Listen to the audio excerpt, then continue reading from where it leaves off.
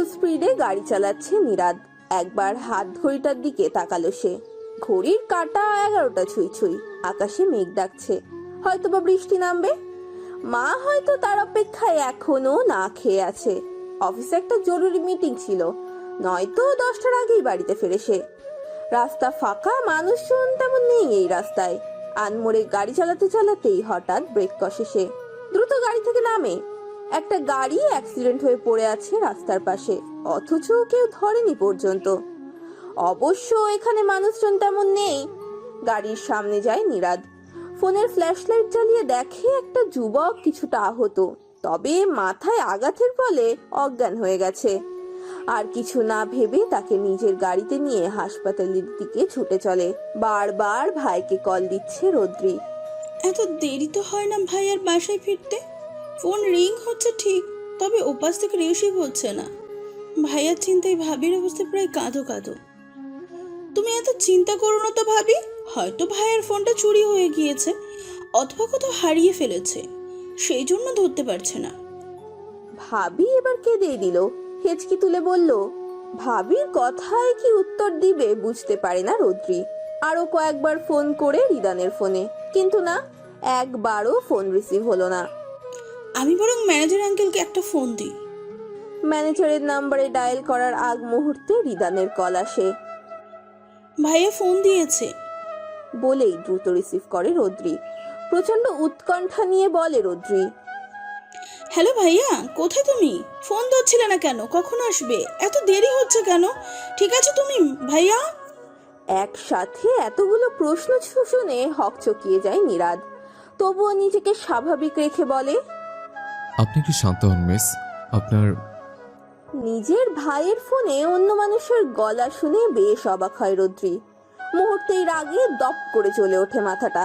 এতক্ষণের উৎকণ্ঠা মিশ্রিত গলায় মুহূর্তেই রাগী ভাব চলে আসে। এই কে আপনি? চোর নাকি? ভাইয়ার ফোন চুরি করেছেন তাই না? এই এক মিনিট, আপনি আবার ভাইয়াকে কিডন্যাপ করেননি তো? হ্যাঁ, আরে কিছু বলতে বলতে বকছেন আপনি। মিস্টার রিদান মানে আপনার ভাইয়ের গাড়ি অ্যাক্সিডেন্ট হয়েছে। কি? ভাইয়া কোথায়? বলতে বলতে কথার মাঝেই কেঁদে দিল রোদ্রি। মেয়েটার হঠাৎ এমন কান্নায় অপ্রস্তুত হয়ে গেল নীরাদ। মেয়েটার কান্না শুনে কেন জানি প্রচন্ড খারাপ লাগছে তার। সে নিজেও জানে না কেন। নরম গলায় বলল, কাঁদবেন না মিস, আপনার ভাইয়ের কিছু হয়নি, উনি ঠিক আছেন। আপনি বা ওনার ফ্যামিলিকে একটু হসপিটালে আসুন। হসপিটালে পৌঁছে তড়ি ঘড়ি করে দোতলায় ছুটলো রৌদ্রি। ফোনের লোকটার কেবিনের সামনে এসে দাঁড়ালো সে। একটা লোক, না ঠিক লোক বলা উচিত নয়, একটা ছেলে দাঁড়িয়ে আছে উল্টো দিকে ফিরে, ফোনে কথা বলছে। সামনে এগোতেই কিছু কথা কানে এলো ওর। হ্যালো মা, তুমি খেয়ে নাও, আমার ফিরতে দেরি হবে, একটা জরুরি কাজ আছে। তুমি খেয়ে ঘুমিয়ে যাও, নয়তো কিন্তু অসুস্থ হয়ে পড়বে। ঔষধগুলো খেয়ে নিও মনে করে। ওপাশ থেকে কি বললো বুঝতে পারলো না রৌদ্রি। আমি এসে খেয়ে নেব, তুমি ঘুমিয়ে যাও, জেগে থেকো না। এক্সকিউজ মি, আপনি কি ফোন দিয়েছিলেন? পিছন থেকে কারো মিষ্টি গলার ডাক শুনে ভ্রু উঁচিয়ে পিছনে ফেরে নীরাদ। আচ্ছা রাখছে, শুভরাত্রি। বলেই ফোনটা কেটে দেয়। সচেতন দৃষ্টিতে মেয়েটার দিকে তাকায় সে। মেয়েটার পরনে একেবারেই সাদামাটা একটা সালোয়ার কামিজ, মাথায় ওড়না দিয়ে ঘোমটা দেয়া, গায়ের রং উজ্জ্বল শ্যামলা, চোখ দুটো লাল হয়ে আছে কান্নার কারণে। জি, আমি ফোন দিয়েছিলাম। আপনার ভাইয়া কেবিনে আছে, ডক্টরের সাথে কথা হয়েছে আমার। তেমন গুরুতর কিছু হয়নি, মাথায় হালকা আঘাত পেয়েছে আর হাত একটু কেটে গেছে, ব্যান্ডেজ করে দেওয়া হয়েছে। আপনারা ভেতরে গিয়ে দেখা করে আসেন। জি আচ্ছা, ধন্যবাদ। ভাইয়ের সাথে দেখা করে কেবিন থেকে বেরিয়ে এলো রৌদ্রি। ভাবি এখনো ভেতরে আছে। ডক্টরের সাথে কথা বলছিল নীরাদ। রৌদ্রিকে বের হতে দেখে একবার তাকিয়ে কথায় মনোযোগী হয় সে। রৌদ্রি ধীর পায়ে চেয়ে নীরাদের পাশে দাঁড়ায়। লোকটাকে তখন কত কিছু বলেছে, অথচ এই লোকটাই ওর ভাইয়াকে হসপিটালে নিয়ে এসেছে। নিজের মধ্যেই একটা অপরাধ বোধ কাজ করছে ওর। রৌদ্রিকে এভাবে দাঁড়িয়ে থাকতে দেখে নীরাদি বলে ওঠে, কিছু বলবেন? নীরাদের ডাকে ভাবনা থেকে বেরিয়ে আসে রৌদ্রি। আমতা আমতা করে সে, কি বলবে ঠিক বুঝে উঠতে পারে না। নীরাদ নিঃশব্দে হাসে। মেয়েটাকে বেশ স্বাভাবিক লাগছে এখন। আপনার ভাইয়াকে বাড়িতে নিয়ে যেতে পারবেন, ঠিকমতো যত্ন নিলেই সুস্থ হয়ে যাবে। আর এই যে এটা নিন। বলেই একটা প্যাকেট বাড়িয়ে দিল রৌদ্রির দিকে। রৌদ্রি প্যাকেটটা নিয়ে জিজ্ঞাসা দৃষ্টিতে তাকালো। এটার মধ্যে মেডিসিন আছে, সাথে প্রেসক্রিপশনও টাইমলি খাইয়ে দিবেন। এবার আরো একটু কাছামাছি হয়ে যায় রৌদ্রি। এই অসম্ভব ভালো লোকটাকে সে কি চোর বলে দিল? আসলে তখন সাথে প্রেসক্রিপশনও টাইমলি খাইয়ে দিবেন। তখনকার কথা আমি কিছু মনে করিনি। আপনি নিতান্তই বাচ্চা মেয়ে, না বলছে বলে ফেলেছেন। বাচ্চাদের কথা ধরতে নেই, সো ইটস ওকে। বলেই একটা মিষ্টি হাসি দিল নীরাদ। হাসিটা মিষ্টি হলেও রৌদ্রির কাছে সেটা গা জ্বালানো বলে মনে হলো। লোকটা তাকে ঠান্ডা মাথায় অপমান করে দিল। আপনার আমাকে বাচ্চা মনে হচ্ছে। দাঁতে দাঁত চেপে কথাটা বলল। রাগে এবার কান্না পেয়ে গেল রৌদ্রির। নীরাদ আবারও অপ্রস্তুত হয়ে যায়। মেয়েটা কখন যে কি করে বোঝাই যায় না। যখন তখন কান্না করে, রেগে যায়, আবার স্বাভাবিক হয়ে যায়। সে তো একটু মজা করেছিল, কিন্তু মেয়েটা যে সিরিয়াসলি নিয়ে নেবে বুঝতে পারেনি। আরে আমি মজা করছিলাম, আপনি কাঁদছেন কেন? কাঁদবেন না প্লিজ, কাঁদলে কিন্তু আপনাকে সত্যিই বাচ্চা মনে হবে। জোর গলায় চেঁচিয়ে ওঠে রৌদ্রি। কাঁদছি না আমি। বলেই কেবিনের দিকে হন হন করে হেঁটে যায়। রৌদ্রির পিছে পিছে কেবিনে ঢোকে নীরাদও। রিদানকে উদ্দেশ্য করে বলে, চলুন আপনাদের বাসায় পৌঁছে দিয়ে আসে। রিদান কিছু বলতে যাবে তার আগেই রৌদ্রি বলল, আমরা একাই যেতে পারবো। রৌদ্রির কথাকে সম্পূর্ণ উপেক্ষা করে নীরাদ বলল, এত রাতে সিএনজি পাবেন না ভাইয়া। তোরা গাড়িতে আসিসনি? না, আঙ্কেল তো ছুটিতে।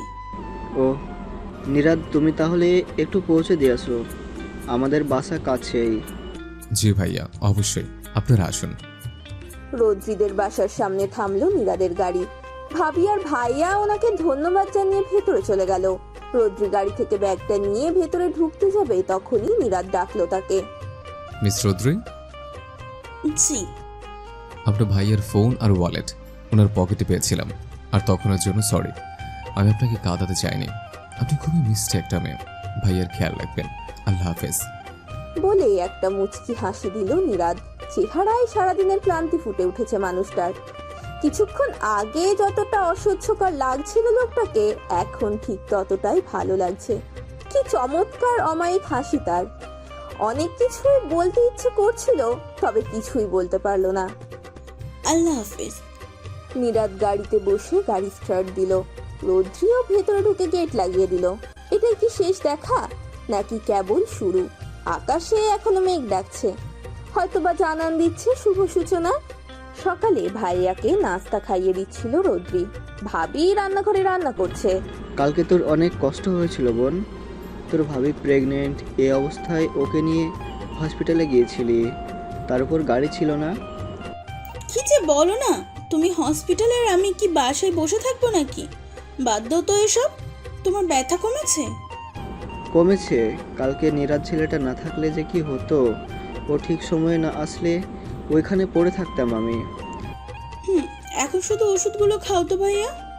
রৌদ্রি ওষুধগুলো দিয়ে পানি খাইয়ে দিচ্ছিল রিদানকে। তখনই ফোনটা বেজে উঠলো তার।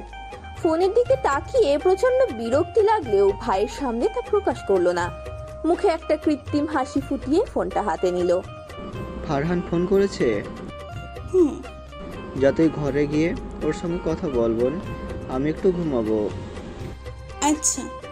ঘরে এসে দরজা লাগিয়ে দিল রৌদ্রি। ফোনটা এখনো অনবরত বেজেই চলেছে। লোকটার সাথে কথা বলতে হবে ভেবেই অসহ্য লাগছে তার। হ্যালো, আসসালামু আলাইকুম। ওয়ালাইকুম আসসালাম, কেমন আছো জান? দেখুন, আপনাকে আমি এসব বলতে মানা করেছি। আপনার সাথে এখনো বিয়ে হয়নি যে আপনি আমাকে জান ডাকবেন। রাগ করছো কেন জান? বিয়ে হয়নি কিন্তু হয়ে তো যাবে, এবং খুব শীঘ্রই। অসহ্যকর। কথাটা আসতে বললেও ফোনের ওপাশ থেকে ফারহান ঠিকই শুনে ফেললো। এই অসহ্যকর মানুষটাকে তোমার আজকে সারাটা বিকেল সহ্য করা লাগবে। So be prepared.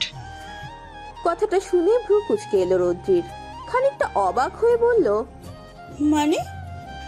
মানে দেখা করছি আমরা, তোমাকে নিতে আসবো বিকালে, রেডি হয়ে থেকো। ইম্পসিবল, আমি যেতে পারবো না, সরি। কেন? ভাইয়া ভাবির অনুমতি না নিয়ে আমি কোথাও যাই না। তোমার ভাবির থেকে পারমিশন নিয়ে আমি তোমাকে বলেছি, এরপর নিশ্চয়ই তোমার কোনো সমস্যা থাকার কথা না। রৌদ্রি কিছুক্ষণ চুপ থেকে অনুরোধের সুরে বলল, প্লিজ আজকে না, আমি আর কোনো কথা নয়, বিকেলে যেন লেট না হয়। I just need you today. খট করে কেটে গেল ফোনটা। ঠাস করে ফোনটা ছুঁড়ে মারলো রৌদ্রি। খুব করে কান্না পাচ্ছে তার, খুব। রৌদ্রির বয়স যখন 6 বছর তখনই ওর বাবা হার্ট অ্যাটাকে মারা যায়। বাবার মৃত্যুর শোকে 7 দিনের মাথায় ওর মাও স্ট্রোক করে। এতিম হয়ে যায় 2 ভাই বোন। তারপর বেশ কয়েক বছর চাচাদের সাথে নিজেদের বাড়িতেই ছিল তারা। ধীরে ধীরে রিদান নিজের বিজনেস দাঁড় করায়। সেই ভিত্তিতেই আজ সে সফল বিজনেসম্যান। বর্তমানে ওরা যে বাসাতে থাকে সেটা রিদান নিজের টাকাতেই কিনেছে। ওদের বাবা যখন মারা যায় তখন ওদের বাসায় জমি জমা নিয়ে বেশ ঝামেলা চলছিল। কয়েকবার ওর চাচাদের সাথে ঝগড়াও হয়েছিল ওর বাবার। এর মধ্যেই হঠাৎ ওর বাবার অ্যাটাক হয়। ডাক্তার বলেছিল অতিরিক্ত টেনশনের কারণে অ্যাটাক হয়েছিল। তখন থেকে রিদান বাবার মারা যাওয়ার পিছনে ওর চাচাদেরকেই দায়ী করে। ওর ধারণা এই সম্পত্তিজনিত কারণেই ওর বাবা টেনশনে ছিল। বিয়ে করার পর রিদান আর ওই বাসায় থাকেনি। বউ আর বোনকে নিয়ে নিজের বাসায় চলে আসে। ছোট থেকেই ভাই রৌদ্রিকে আগলে রেখেছে। আর ভাবি তো যেন তার মা, নিজের সন্তানের মতোই আদর করে তাকে। ভাই ভাবির উপরে কখনোই কোনো কথা বলে না রৌদ্রি, কখনো বলতে পারবেও না, আর না তো সে বলতে চায়। ফারহান ভাইয়ার বন্ধুর ছোট ভাই, ভাইয়ার পছন্দের ছেলে। রিদান যখন তার মতামত জানাতে চেয়েছিল তখন না বলতে পারেনি রৌদ্রি। তার সাথে বাগদানো হয়ে গেছে রৌদ্রির, হয়তো বিয়েটাও হয়ে যাবে খুব তাড়াতাড়ি। এমন না যে রৌদ্রি কাউকে ভালোবাসে, ফারহানকে বিয়ে করতে তার কোনো সমস্যাও ছিল না। কিন্তু লোকটা সবার সামনে যতটা ভালো দেখায় সে ততটা ভালো না। সুযোগ পেলেই রৌদ্রির সাথে অসভ্যতামি করে সে। তার কথাবার্তাও বিশেষ সুবিধার লাগে না রৌদ্রির কাছে। সন্ধ্যা 6:30 বাজে। গাড়ি নিয়ে বেরিয়েছে রিদান, কোনো উদ্দেশ্য নেই, এমনিতেই ঘুরতে বেরিয়েছে। কালকে রাতের পর থেকেই ভালো লাগছে না তার। রাতে ঘুমও হয়নি ঠিকঠাক। মনের মধ্যে বারবার একটা অদ্ভুত ইচ্ছা জাগছে তার। কারণটা তার জানা নেই, তবে তার খুব মিস রৌদ্রিকে দেখতে ইচ্ছে করছে। রৌদ্রিদের বাসার কাছে একটা জায়গায় গাড়ি থামিয়ে অযথায় দাঁড়িয়ে আছে সে। হঠাৎ একটা গাড়ি থামলো ওদের বাসার সামনে। রৌদ্রিকে বের হতে দেখে মুখে হাসির রেখা ফুটে উঠল নীরাদের। দ্রুত পায়ে এগিয়ে গেল সে। মিস রৌদ্রি, কেমন আছেন? পাশ থেকে কারোর ডাকে চমকে উঠল রৌদ্রি। ঘাড় ঘুরিয়ে নীরাদকে দেখে বেশ অবাক হলো। জি ভালো, আপনি এখানে? এসেছিলাম একটা কাছে, আপনার সাথে দেখা হয়ে গেল। বেশ উৎফুল্ল শোনায় ওর গলা। রৌদ্রি কিছু বলবে তার আগেই ফারহান পাশে এসে দাঁড়ায়, হাত ধরে রৌদ্রির। রৌদ্রি হাতটা ছাড়াতে চায় কিন্তু পারে না, শক্ত করে ধরে আছে ফারহান। বিষয়টা চোখ এড়ায় না নীরাদের। কে উনি? উনি কালকে ভাইয়াকে হসপিটালে নিয়ে গিয়েছিল। ফারহানের দিকে হাত বাড়িয়ে দেয় নীরাদ, হাসি মুখে বলে, আমি নীরাদ আহমেদ। ফারহানও হাত মেলায়। আমি Farhan Chowdhury, nice to meet you. রৌদ্রিকে জিজ্ঞেস করে, কি হয় উনি আপনার কাজিন? না, আমার বাগদত্তা। রৌদ্রির মুখে বাগদত্তা শব্দটি শুনে কিছুক্ষণের জন্য নির্বাক হয়ে গেল নীরাদ। তারপর নিজেকে সামলে নিয়ে একটা ভদ্রতার হাসি দিয়ে বলল, ও, কংগ্রেচুলেশন। বিয়ে কবে আপনাদের? নীরাদের প্রশ্ন শুনে রৌদ্রিকে আরো কাছে টেনে নিল ফারহান। রৌদ্রির অস্বস্তি বোধটা খুবই সূক্ষ্মভাবে পর্যবেক্ষণ করলো নীরাদ। সেটা হতে এখনো দেরি আছে নীরাদ সাহেব, আর অনার্স শেষ হওয়ার আগে সে কিছুতেই বিয়ে করবে না। মেয়েটা কেমন যেন উসখুস করছে, কিন্তু কেন? উত্তরে মৃদু হাসলো নীরাদ। বিদায় নিয়ে গাড়িতে উঠে বসলো সে। সিটে হেলান দিয়ে চোখ বুজে রইল। মাথায় শুধু রৌদ্রির বলা আমার বাগদত্তা কথাটাই ঘুরছে। উনি অন্য কারো। ব্যাপারটা ভাবতেই মনটা বিষিয়ে উঠছে। ফারহানের প্রতি রৌদ্রির আচরণটা তাকে বেশ ভাবিয়ে তুলেছে। মেয়েটার কি বিয়েতে মত নেই, নাকি শুধু সে সামনে ছিল বলেই লজ্জা পাচ্ছিল? ঘরে এসে ক্লান্ত ভঙ্গিতে বিছানায় গা এলিয়ে দিল রৌদ্রি। বালিশে মুখ গুজে কিছুক্ষণ পড়ে রইল। লোকটার সামনে কি একটা লজ্জাকর পরিস্থিতিতে পড়েছিল কিছুক্ষণ আগে। ফারহান কিভাবে ধরেছিল তাকে? ওনার সামনে কিছু বলতেও পারছিল না। দরজা ঠেলে মায়ের রুমে ঢুকলো নীরাদ। মনিরা আহমেদ তখন এক মনে তসবিহ গুনছিলেন।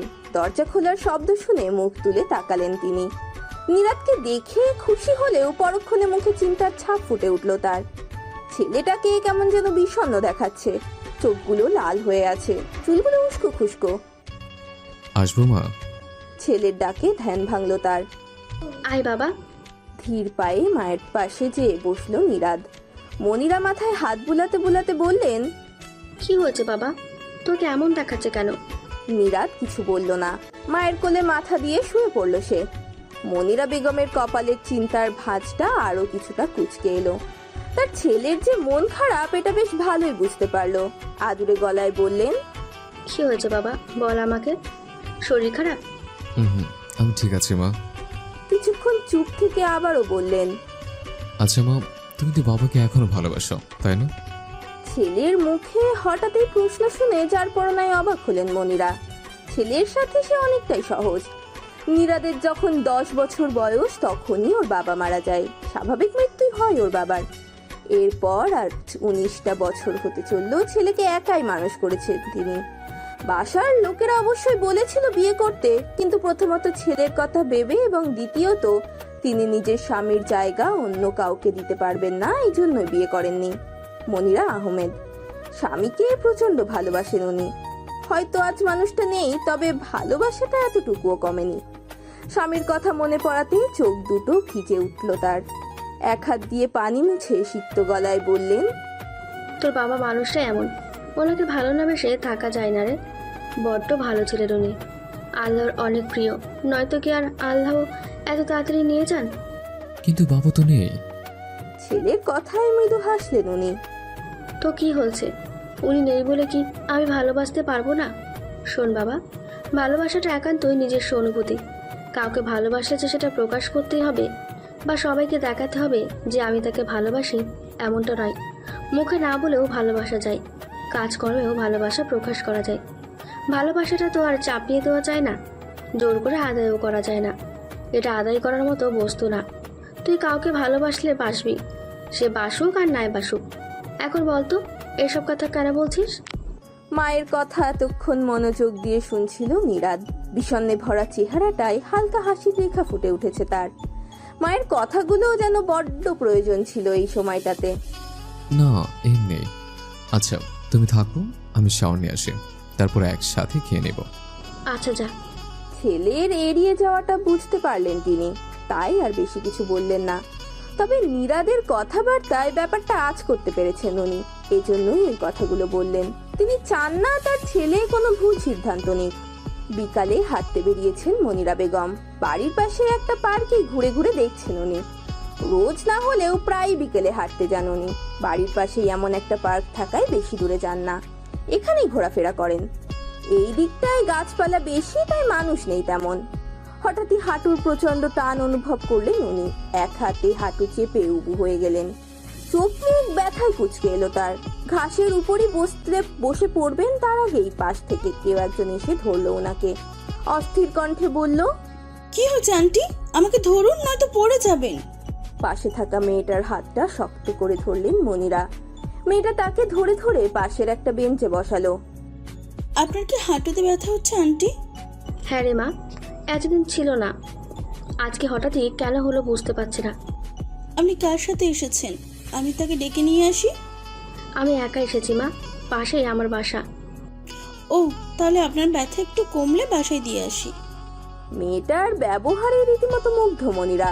চেহারার দিকে তাকিয়ে দেখলো বেশ মিষ্টি দেখতে মেয়েটা। নাম কি মা তোমার? বাহ, জি, আমার নাম রৌদ্রি, ইমলে জাহান রৌদ্রি। বেশ মিষ্টি নাম, নামের সাথে তুমি নিজেও বেশ মিষ্টি। জবাবে মৃদু হাসলো রৌদ্রি। মহিলাটার মিষ্টি মেয়ে কথাটা শুনে নীরাদের প্রথম দিন বলা আপনি খুব মিষ্টি একটা মেয়ে কথাটা মনে পড়ে গেল রৌদ্রির। মনিরা বেগমকে বাসায় নিয়ে এলো রৌদ্রি। গাড়িতে উঠতে কষ্ট হবে বলে হাত ধরে ধরে নিয়ে এসেছে ওনাদের বাসায়। আসার পথে সারাক্ষণই উনি এটা ওটা জিজ্ঞেস করেছেন। অনেক মিশুক স্বভাবের উনি। মহিলা বেশ বিত্তবান, ঘরবাড়ি দেখলেই তা বোঝা যায়। বাসার বেল বাজাতেই একজন বয়স্ক মহিলা দরজা খুলে দিল। বাড়ির কাজের লোক হবে হয়তো। মনিরাকে সোফায় বসিয়ে দিল রৌদ্রি। সে কি মা, কিছু খেয়ে যাও, আমার যেন কতটা কষ্ট হলো তোমার। আন্টি আমি তাহলে আসি। না না, কষ্ট কেন হবে, আজকাল কিছু খাবো না, সন্ধ্যা হয়ে যাচ্ছে, বাসায় ফিরতে হবে। আল্লাহ হাফিজ। বাসায় এসে ঢুকতেই সোফায় বসা মানুষটাকে দেখে বেশ ভালোই অবাক হয়ে গেল রোদ্রি।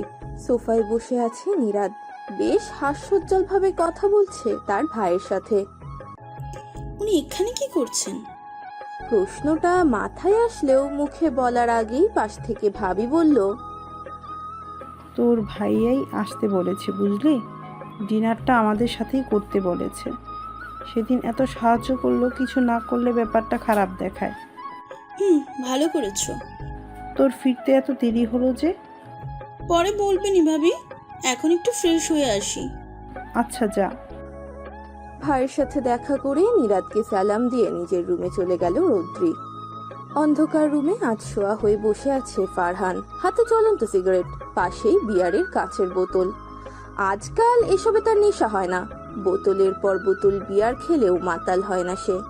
তার চোখে মুখে শুধু একটাই নেশা, আর সেটা হলো রৌদ্রির নেশা। রৌদ্রিকে কাছে পাওয়ার নেশা সে কিছুতেই কাটাতে পারে না। গত 1 বছর থেকে রৌদ্রিকে নানাভাবে কাছে পাওয়ার চেষ্টা করেছে সে, কিন্তু সব চেষ্টায় বিফলে গেছে। মেয়েটা অনেক ঘাড়তেরা, সামান্য ছুঁয়ে দিলে এত রাগের কি আছে বুঝতে পারে না সে।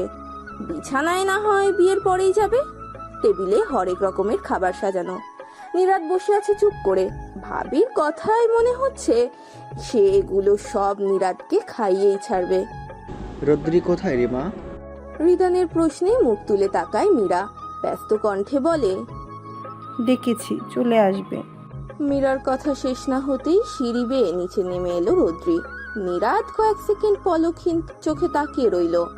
একটা মেয়েকে সাধারণভাবে এতটা অসাধারণ কিভাবে লাগে? এর আগে সে 2 দিন দেখেছিল, তখন রৌদ্রির মাথায় ঘোমটা ছিল, কিন্তু আজ নেই, চুলগুলো হাত খোপা করা। নীরাদের একেবারেই সামনের চেয়ারে বসেছে রৌদ্রি, রৌদ্রির পাশে মীরা। টুকটাক কথা হচ্ছে তাদের মাঝে। মীরা বারবার ওকে এটা ওটা নিচ্ছে আর নীরাদের প্লেটে তুলে দিচ্ছে। রৌদ্রি এক মনে খাচ্ছে, খাওয়ার সময় কথা তার পছন্দ নয়। হঠাৎই নীরাদ বলে উঠল, আপনার বোন তো আমাকে রীতিমতো চোরই বানিয়ে দিয়েছিল ভাইয়া। রৌদ্রি স্থির দৃষ্টিতে নীরাদের চোখে চোখ রাখে। লোকটার চোখে দুষ্টুমি খেলা করছে, মুখে প্রশস্ত হাসি।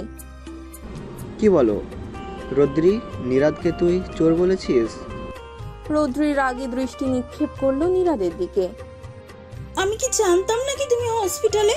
একজনের ফোনে অন্য কারোর কণ্ঠ শুনে যে কেউ চোর ভাবাটাই খুব স্বাভাবিক নয় কি? শব্দ করে হেসে ওঠে রিদান আর মীরা। ও একটু বাচ্চামো স্বভাবের, তুমি কিছু মনে করো না। হ্যাঁ, সেটা তো আগেই বুঝেছি। নীরাদ, তুমি তো কিছুই নিচ্ছ না। বলে মীরা আবারও উঠতে গেলে রৌদ্রি থামিয়ে দেয়। তুমি এতবার উঠো না তো, আমি দিচ্ছি। বলেই তরকারির বাটি হাতে নেয়। নীরাদের প্লেটে তরকারি দিয়েই যাচ্ছে রৌদ্রি। নীরাদ বারবার না করার সত্ত্বেও দিয়ে যাচ্ছে। নীরাদ থামানোর জন্য বেখেয়ালি ভাবে রৌদ্রির হাত ধরে শক্ত করে। রৌদ্রি থেমে যায়, চমকিয়ে নীরাদের দিকে তাকায়। নীরাদ দ্রুত ছেড়ে দেয়। অপ্রস্তুত হয়ে পড়ে দুজনেই, তবে রিদান আর মীরার সামনে কিছু বলে না। খাওয়া শেষে সব গুছিয়ে রাখে রৌদ্রি, নীরাদের দিকে পানি এগিয়ে দেয়। গ্লাস নেওয়ার সময় নীরাদের চোখে স্পষ্ট জল পড়ে ওঠে রৌদ্রির অনামিকা আঙুলে পরানো সাদা পাথরের আংটি। মনে মনে দীর্ঘশ্বাস ছাড়ে সে। রিদানের থেকে কথার ছলে জানতে পেরেছে মাত্র 1.5 মাস আগেই ওর বাগদান হয়েছে।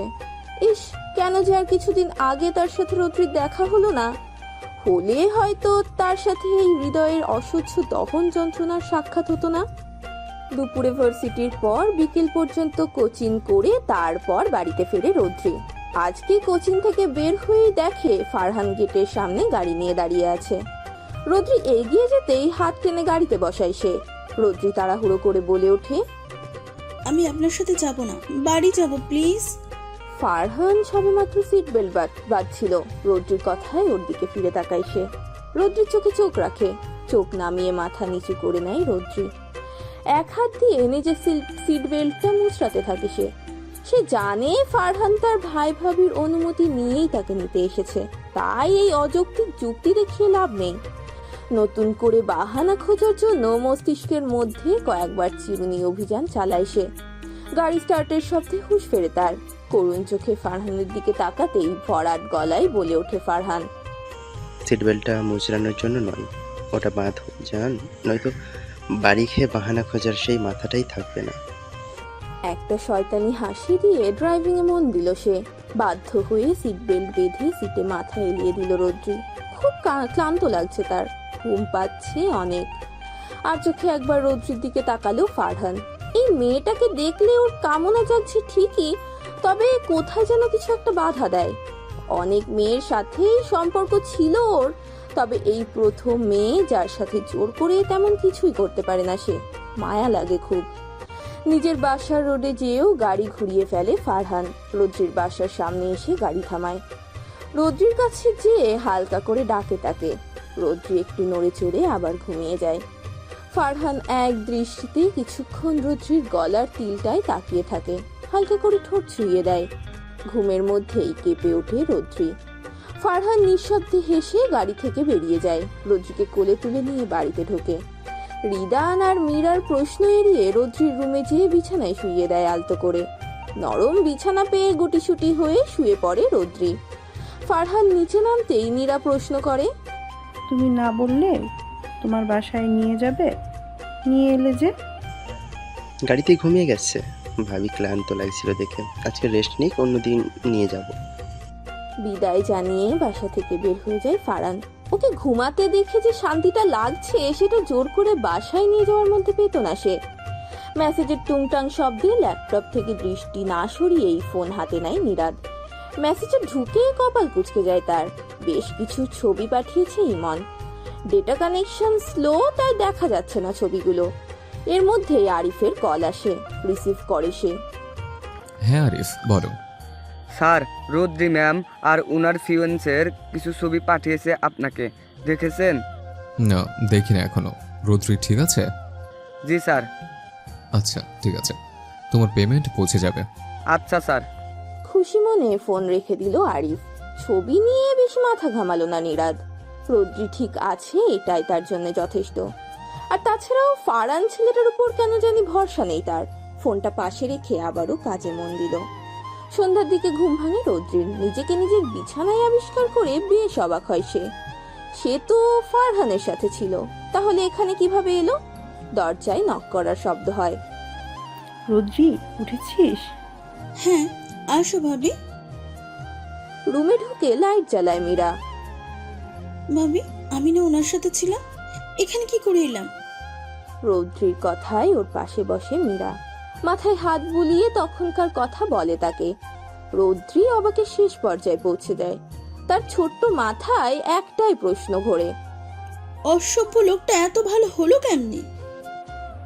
ফারহান তোর অনেক খেয়াল করে রোদ্রি, দেখবি ওর সাথে তুই অনেক সুখী হবি। তোর ভাই তোর জন্য সঠিক মানুষই বেছে নিয়েছে। মীরার কথার জবাবে কিছু বলে না রৌদ্রি। ভাবে এই মানুষ দুটোকে সে কিভাবে মানা করতো বিয়ের জন্য। রাতের বেলা ফোন হাতে নিয়ে বসে আছে নিরাদ। রৌদ্রির ছবিগুলোকে বের করে অলস ভঙ্গিতে। প্রেয়সীকে দেখার প্রবল ইচ্ছে ফুটে উঠেছে তার মধ্যে। সামনে থেকে না হোক ছবিতেই তৃষ্ণা মিটিয়ে নেবে সে। তবে হয় তার উল্টো, মুখে হাসির বদলে মুহূর্তেই চোয়াল শক্ত হয়ে আসে তার। মাথাটা ভারী ভারী লাগে। ফোনটা পাশে রেখে চোখ বন্ধ করে সে। আগ কমানোর চেষ্টা করে। চোখের সামনে রোদ্রিকে চুমু খাওয়ার দৃশ্যটা বারবার ভেসে ওঠে। কেমন এলোমেলো লাগে তার। কিন্তু এটা তো স্বাভাবিক, তবে সে কেন মেনে নিতে পারছে না? রোদ্রির মত থাকলে এটাই তো হওয়ার ছিল। সে তো জানে রোদ্রি তার নয়, তবে কেন এত যন্ত্রণা? কেন নিজেকে গুছিয়ে বোঝাতে পারছে না সে? কয়েকদিনে এতটা এলোমেলো কেন হয়ে গেল সে? হাজারটা কেন থাকলেও উত্তর একটারও জানা নেই। নিজের জীবনের প্রিয়টাকে অন্য কারো প্রিয় হতে দেখার ব্যথাটা বুঝি এতটা তীব্র। চারিদিকে স্নিগ্ধ পরিবেশ। পশ্চিম আকাশে হেলে পড়েছে সূর্য। পড়ন্ত বিকেল বেলা।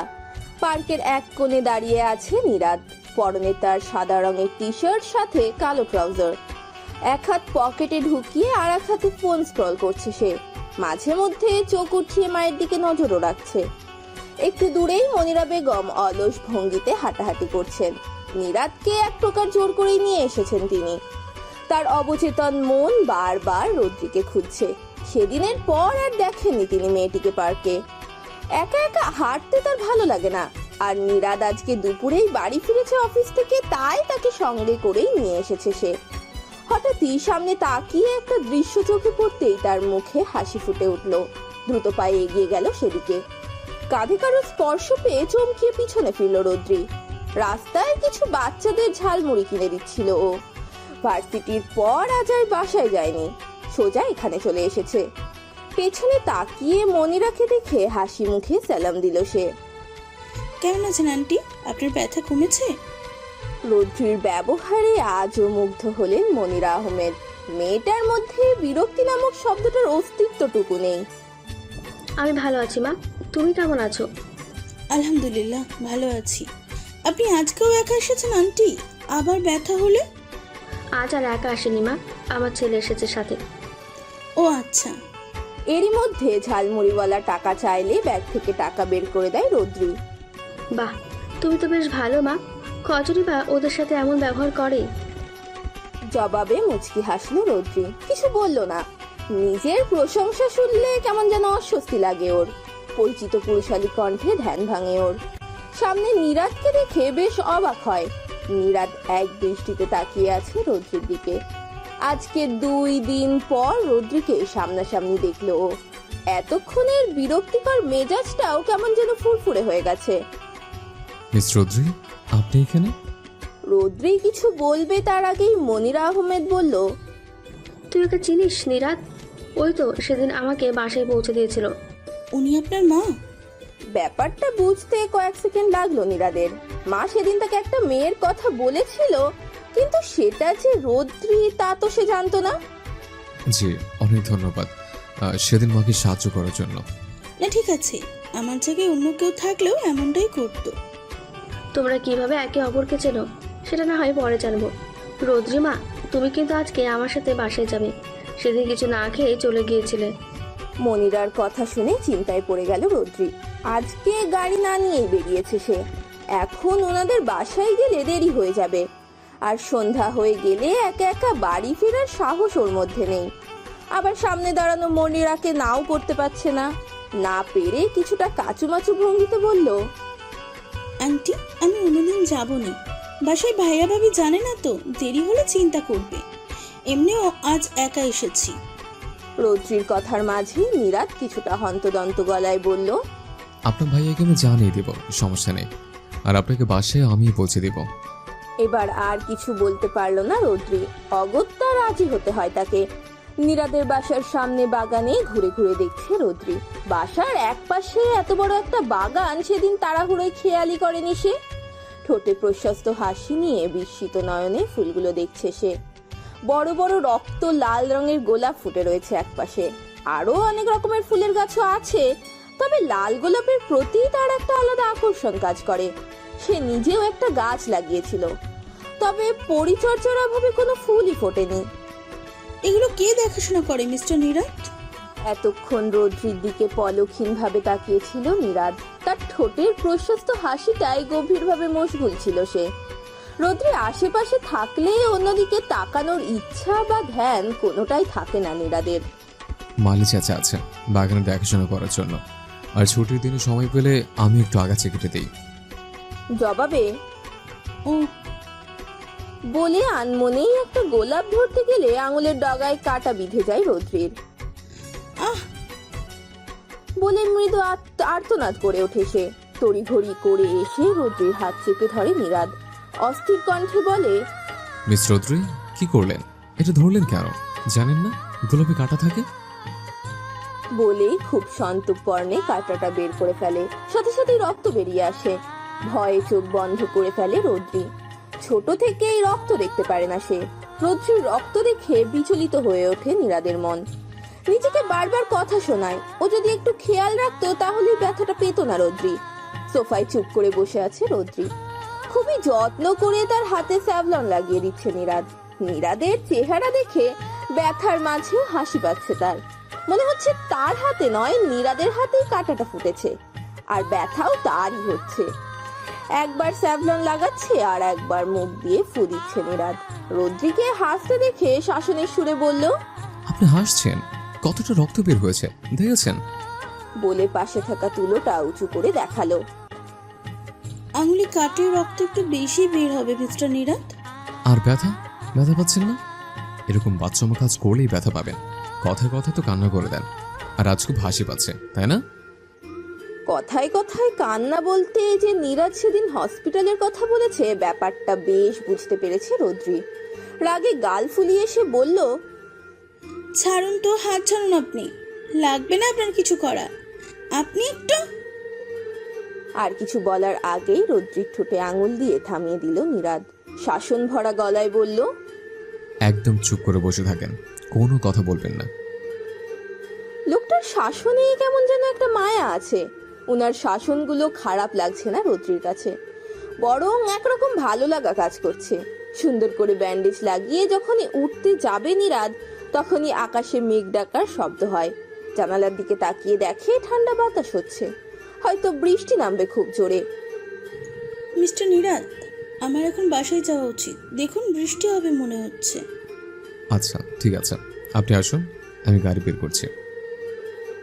মাঝপথেই বৃষ্টি নেমে গেছে। বৃষ্টিতে রাস্তাঘাট প্রায় ফাঁকা। এতক্ষণ গাড়ির জানলা খুলে বাইরে তাকিয়েছিল রোদ্রি। শীতল বাতাসে কেঁপে কেঁপে উঠছিল মাঝে মাঝে। নীরাজ জানলা বন্ধ করতে বললেও সে করেনি। বৃষ্টি শুরু হওয়ার পরও জানলা খোলা রাখায় পানির ছাট এসে ভিজিয়ে দিচ্ছে রোদ্রিকে। মিস রোদ্রি, এবার জানলাটা বন্ধ করেন, ভিজে যাচ্ছেন তো। নীরাদের কথায় রোদ্রির কোনো হেলদোল নেই। বাধ্য হয়ে নীরাদ নিজেই কিছুটা ঝুঁকে যায় রোদ্রির দিকে। এক হাতে সুইচ চেপে জানলাটা লাগিয়ে দেয়। বিরক্তি নিয়ে মুখ ঘোরাতেই নীরাদকে এতটা কাছে পেয়ে হকচকিয়ে যায় রোদ্রি। সাথে সাথেই সরে গিয়ে নিজের সিটে বসে পড়ে নীরাদ। কিছু না বুঝেই ফট করে বলে রোদ্রি, আপনি তো আনরোমান্টিক কেন? কই বৃষ্টি উপভোগ করবেন তা না করে জানলাটা বন্ধ করে দিলেন। প্রশ্নটা করে নিজেই বেকুব বনে যায় রোদ্রি। ছি, এটা কি বললো সে? বেশ লজ্জা পায় সে। রোদ্রির প্রশ্নে হেসে দেয় নীরাদ। ব্যাপারটাকে সহজ করে দেয় রোদ্রির জন্য। হাসতে হাসতে রোদ্রিকে বলে, আপনার কি এখন রোমান্স করতে ইচ্ছে করছে? How funny. সারাটা রাস্তা আর একটাও কথা বলেনি রোদ্রি, চুপ করে বসেছিল। নীরাদও কিছু বলেনি। দুজনের মাঝেই কেমন একটা জড়তা, অস্বস্তির দেয়াল। যতবারই এ দেয়াল ভাঙতে চায় নীরাদ, ততবারই রোদ্রির হাতের জল জল করা আংটিটা তার অন্য কারো হওয়ার জানান দেয়। বৃষ্টির বেগ বাড়ছে, ভিজিয়ে দিচ্ছে গোটা শহরটাকে। ধুয়ে মুছে সতেজ হয়ে যাচ্ছে প্রকৃতি। এইভাবে যদি তাদের মধ্যেকার জড়তাটাও মুছে ফেলতে পারতো এই বৃষ্টি। সময় গড়িয়ে চলেছে। সেদিনের পর রোদ্রি ভেবেছিল ফারহান হয়তো আর অসভ্য আচরণ করবে না তার সাথে, কিন্তু তার ধারণাকে ভুল প্রমাণ করে ফারহান আর তার আচরণে বহাল আছে। কারণে অকারণে সুযোগ পেলেই রোদ্রিকে বাজেভাবে ছুঁয়ে দেয় সে। ব্যাপারটা একদমই সহ্য হয় না রোদ্রির, কিন্তু ভাই ভাবির কথা ভেবে কিছু প্রকাশ করে না সে। সন্ধ্যাবেলা নিজের রুমে রেডি হচ্ছিল রোদ্রি। আজ রাতে ফারহানের সাথে একটা পার্টিতে যেতে হবে তাকে। নামি দামি বিজনেসম্যানেরা আসবে সেইখানে, তাই ফারহানকেও ইনভাইট করা হয়েছে। তাই রোদ্রিকেও যেতে হবে তার সাথে। সে মানা করেছিল, কিন্তু ফারহানের কথার সাথে পেরে ওঠেনি। বাধ্য হয়ে রাজি হতে হয় তাকে। একটু পরেই তাকে নিতে আসবে ফারহান। মেরুন কালারের একটা 3 পিস পরেছে রোদ্রি, চুলগুলো ছাড়া, তবে মাথায় ঘোমটা দেয়া ওড়না দিয়ে। ঠোঁটে গাঢ় লিপস্টিক আর চোখে কাজল ছাড়া আর কোনো সাজগোজ নেই, তবে এতেই যেন অদ্ভুত সুন্দর লাগছে তাকে। রোদ্রির গায়ের রং ফর্সা নয়, সে উজ্জ্বল শ্যামলা, সেই জন্যই বোধহয় মেরুন রংটা তাকে বেশি মানিয়েছে। রোদ্রির হাত ধরে গাড়িতে বসালো ফারহান। রোদ্রির পাশে বসে ড্রাইভারকে গাড়ি স্টার্ট দিতে বলল। ফারহান বসতেই রোদ্রি একটু চেপে গেল। তোমাকে তো আজ খুব হট দেখাচ্ছে জান, আজকে কিছু করে ফেললে কিন্তু আমাকে দোষ দিতে পারবে না। বলেই বাঁকা হাসলো ফারহান। ফারহানের কথায় বুক কেঁপে উঠল রোদ্রির। শক্ত কণ্ঠে বলল সে, এসব কি বলছেন আপনি?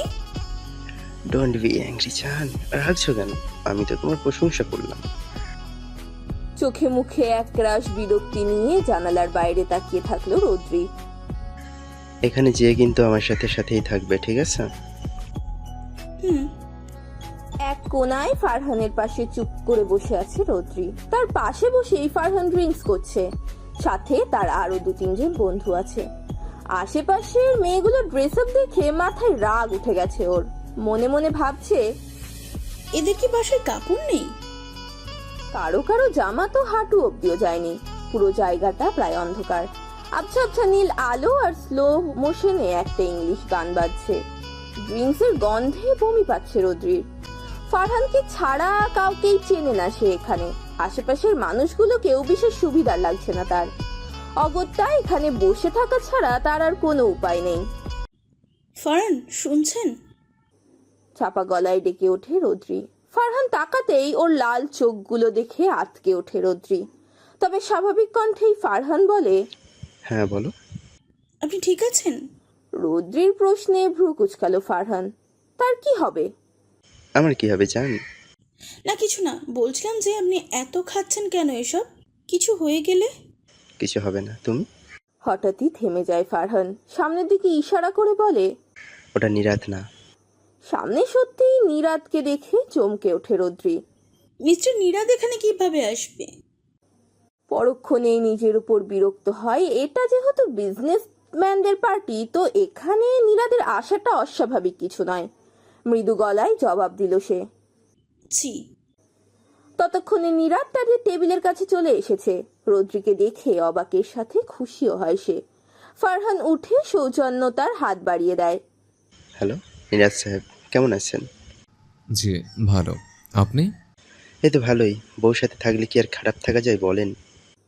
নীরাদ কিছু বলল না। রোদ্রির দিকে তাকিয়ে একটু হাসলো। রোদ্রিও জোরপূর্বক হাসার চেষ্টা করলো। ফারহান ড্রিঙ্কসের গ্লাস এগিয়ে দেয় তার দিকে, বসতে বলে তাদের সাথে। নীরাদ ভদ্রভাবে এড়িয়ে যায়, সে ড্রিঙ্ক করে না। ফারহান আবার বসে যায় ড্রিঙ্ক করতে। রোদ্রি বারবার মানা করছে আর খেতে না। এক পর্যায়ে হুঁশ হারিয়ে ফেলে সে। রোদ্রিকে জোর করে উপরতলায় নিয়ে যায়। এত মানুষের সামনে রোদ্রি চিৎকারও করতে পারছে না। ফারহানের শক্তির সাথে কোনোভাবেই পেরে উঠছে না সে। ফারহান যেন নিজের মধ্যে নেই। তার মাথায় চলছে শুধু রোদ্রিকে পাওয়ার নেশা, আর কিছু না। একটা রুমে ঢুকে দরজা আটকে দিল সে। ভয়ে হাত পা ঠান্ডা হয়ে যায় রোদ্রির। তবে কি আজ খারাপ কিছু হতে চলেছে? ফারহান দরজা বন্ধ করে পিছনে ফিরলে রোদ্রির ভয়ার্ত চোখে চোখ পড়ে তার। শব্দ করে হেসে ওঠে ও। হাসির শব্দে ভয়টা দ্বিগুণ হয়ে যায় রোদ্রির। চোখের পানি ছেড়ে দেয় সে। এক পা করে রোদ্রির দিকে এগিয়ে যায় ফারহান। রোদ্রিও পিছাতে থাকে। একসময় টেবিলের কোনায় পা লেগে পড়ে যেতে নেয়। পড়ে যাওয়ার আগেই হাত ধরে কাছে টেনে নেয় ফারহান। এক হাত দিয়ে জড়িয়ে ধরে রোদ্রিকে। ফারহানের স্পর্শে শরীর কেঁপে ওঠে রোদ্রির। ভয়ে চোখ বন্ধ করে ফেলে সে। চোখের কোণ দিয়ে টপ টপ করে গড়িয়ে পড়ে পানি। কাপা গলায় বলে, ফারহান প্লিজ ছাড়ুন, এমন করবেন না। কেন জান? আমাকে ভালো লাগে না? ফারহান পুরোই মাতাল। কণ্ঠ জড়িয়ে আসছে তার। কথাবার্তায় কেমন যেন জড়তা। রোদ্রি বুঝতে পারছে ফারহান নিজের মধ্যে নেই। রেগে কথা বললে সে আরো অ্যাগ্রেসিভ হয়ে পড়তে পারে। তাই অনুরোধের সুরেই বলে, ফারহান আপনি আমাকে ছাড়ুন, এসব ঠিক না। আপনি কেন বুঝতে পারছেন না? ছাড়ুন বলছি। বলেই ফারহানের বাহুতে হাত দিয়ে ধাক্কা দেয় রোদ্রি, কিন্তু সরাতে পারে না। এবার আর সামলাতে পারে না ফারহান। এক হাত দিয়ে রোদ্রির মুখ চেপে ধরে ওড়না সরিয়ে ফেলে দিয়ে খুব রুডলি গলায় ঠোঁট চেপে ধরে। অনবরত হাত দিয়ে ধাক্কা দেয় রোদ্রি। কোনোভাবেই ছাড়াতে পারে না নিজেকে। মনে মনে বারবার আল্লাহকে ডাকে। ওপরতলার ওয়াশরুমে এসেছিল নীরাদ। বের হতেই দেখলো রোদ্রিকে নিয়ে রুমে ঢুকে দরজা আটকে দিচ্ছে ফারহান। কপাল কিঞ্চিত কুঁচকে এলো তার। রোদ্রি সেরকম মেয়েই না যে ফারহানের সাথে রুমে রাত কাটাবে সে। তবে কি ফারহান জোর করছে রুদ্রির সাথে? ভাবতে ভাবতেই সেই রুমের দরজার সামনে যায় নীরাদ। কিছুক্ষণ অপেক্ষা করে তাদের বের হওয়ার জন্য। বেশ কিছুক্ষণ সময় পার হয়ে গেলেও তারা বের হয় না। রুমের থেকে তেমন আওয়াজও পাচ্ছে না সে। বাধ্য হয়েই দরজায় কান লাগালো নীরাদ। মৃদু কণ্ঠে চাপা কান্নার আওয়াজ শুনতে পায়। ভয় পেয়ে যায় নীরাদ। রোদ্রির কিছু হলো না তো? দরজায় ধাক্কায় সে। ভরাট গলায় ডাকে, মিস রোদ্রি, মিস রোদ্রি। নীরাদের কণ্ঠ শুনে যেন প্রাণ ফিরে পায় রোদ্রি। ডাকতে চায় তবে পারে না। শক্ত করে মুখ চেপে আছে ফারহান। মুখ দিয়ে জোরে জোরে শব্দ করে সে। মিস রোদ্রি, আপনি ঠিক আছেন তো? এবার ফারহানের হাতে কামড় বসায় রোদ্রি। নীরাদ প্লিজ বাঁচান আমাকে, বলেই চিৎকার দেয় সে। ফারহান একবার তাকিয়ে আবারও মুখ ডুবায়। তার কানে কোনো কথাই যাচ্ছে না। রৌদ্রির চিৎকার শুনে নীরাদ দ্রুত কয়েকবার কাঁধ দিয়ে বাড়ি দেয় দরজায়। এক পর্যায়ে ছিটকিনি খুলে যায় দরজার। ভেতরে ঢুকে এই অবস্থা দেখে দৌড়ে ফারহানের কলার টেনে রৌদ্রির কাছ থেকে ছাড়িয়ে নেয়। রাগে কপালের রগ ফুলে উঠেছে নীরাদের। ফারহানের নাক বরাবর একটা ঘুষি মারতেই নাক দিয়ে রক্ত বেরিয়ে আসে। এমনিতেই মাতাল ছিল, তার উপর এখন আঘাত পেয়ে অজ্ঞান হয়ে মেঝেতে পড়ে যায় ফারহান। আবারও ফারহানকে মারার জন্য হাত বাড়াতেই আচমকা রৌদ্রি শক্ত করে জড়িয়ে ধরে নীরাদকে। নীরাদের বুকে মাথা রেখে পিঠের দিকে শার্ট খামচে ধরে জোরে জোরে শব্দ করে কান্না করে দেয়। অস্থির হয়ে ওঠে নীরাদ। রৌদ্রির কান্না সহ্য হয় না তার। মেয়েটার মনের অবস্থা বুঝতে পারছে সে। রৌদ্রিকে জড়িয়ে ধরতে গিয়েও ধরে না, আলতো করে মাথায় হাত বুলিয়ে দেয়। কান্নার বেগ আবারও বেড়ে যায় রৌদ্রির। এখনো মাথায় হাত বুলিয়ে দিচ্ছে নীরাদ। মিস রৌদ্রি, শান্ত হন। আপনি ঠিক আছেন তো? কাঁদতে কাঁদতে হেঁচকি তোলে রৌদ্রি। থেমে থেমে বলে, আপনি আপনি না থাকলে তো। কিছু হয়নি। আচ্ছা, আমি আছি তো, কান্না থামান, ভয়ের কিচ্ছু নেই। রৌদ্রি আলতো করে নিজে থেকে ছাড়িয়ে নেয় নীরাদ। কেউ এই অবস্থায় দেখলে ব্যাপারটা খারাপ দেখাবে। মেঝে থেকে ওড়নাটা তুলে রৌদ্রির হাতে দেয়। দ্রুত গায়ে জড়ায় রৌদ্রি। মনে মনে আল্লাহর কাছে হাজারবার কৃতজ্ঞতা প্রকাশ করে নীরাদকে পাঠানোর জন্য। চোখের কাজল লেপটে গেছে, লিপস্টিক ছড়িয়ে গেছে। কাঁদতে কাঁদতে চোখ ফুলিয়ে ফেলেছে রৌদ্রি। পকেট থেকে রুমাল বের করে এগিয়ে দেয় রৌদ্রির দিকে। নরম গলায় বলে, মিস রৌদ্রি, মুখটা মুছে নিন আর ওয়াশরুমে যেয়ে ফ্রেশ হয়ে আসেন। আপনাকে বাসায় পৌঁছে দিয়ে আসবো আমি, রাত হয়ে গেছে। মাথা কাত করে সম্মতি দেয় রৌদ্রি। হাত উঠিয়ে ফারহানের দিকে ইশারা করে। ওকে নিয়ে আপনার ভাবতে হবে না, ওকে আমি দেখছি, আপনি যান। কণ্ঠে তীব্র রাগ প্রকাশ পায় নীরাদের। মাথা নিচু করে গাড়িতে বসে আছে রৌদ্রি। হাত দিয়ে চোখ মুছছে বারবার। পাশেই নীরাদ ড্রাইভ করছে। তো আপনি আপনার ভাইয়া ভাবির কথা ভেবে চুপ ছিলেন? ফারহান যে দিনের পর দিন আপনার সাথে এমন আচরণ করেছে, আপনার কি মনে হয়নি আপনার ভাই ভাবি এগুলো জানলে খুব খুশি হতো? আপনি মারাত্মক বোকা একজন মেয়ে।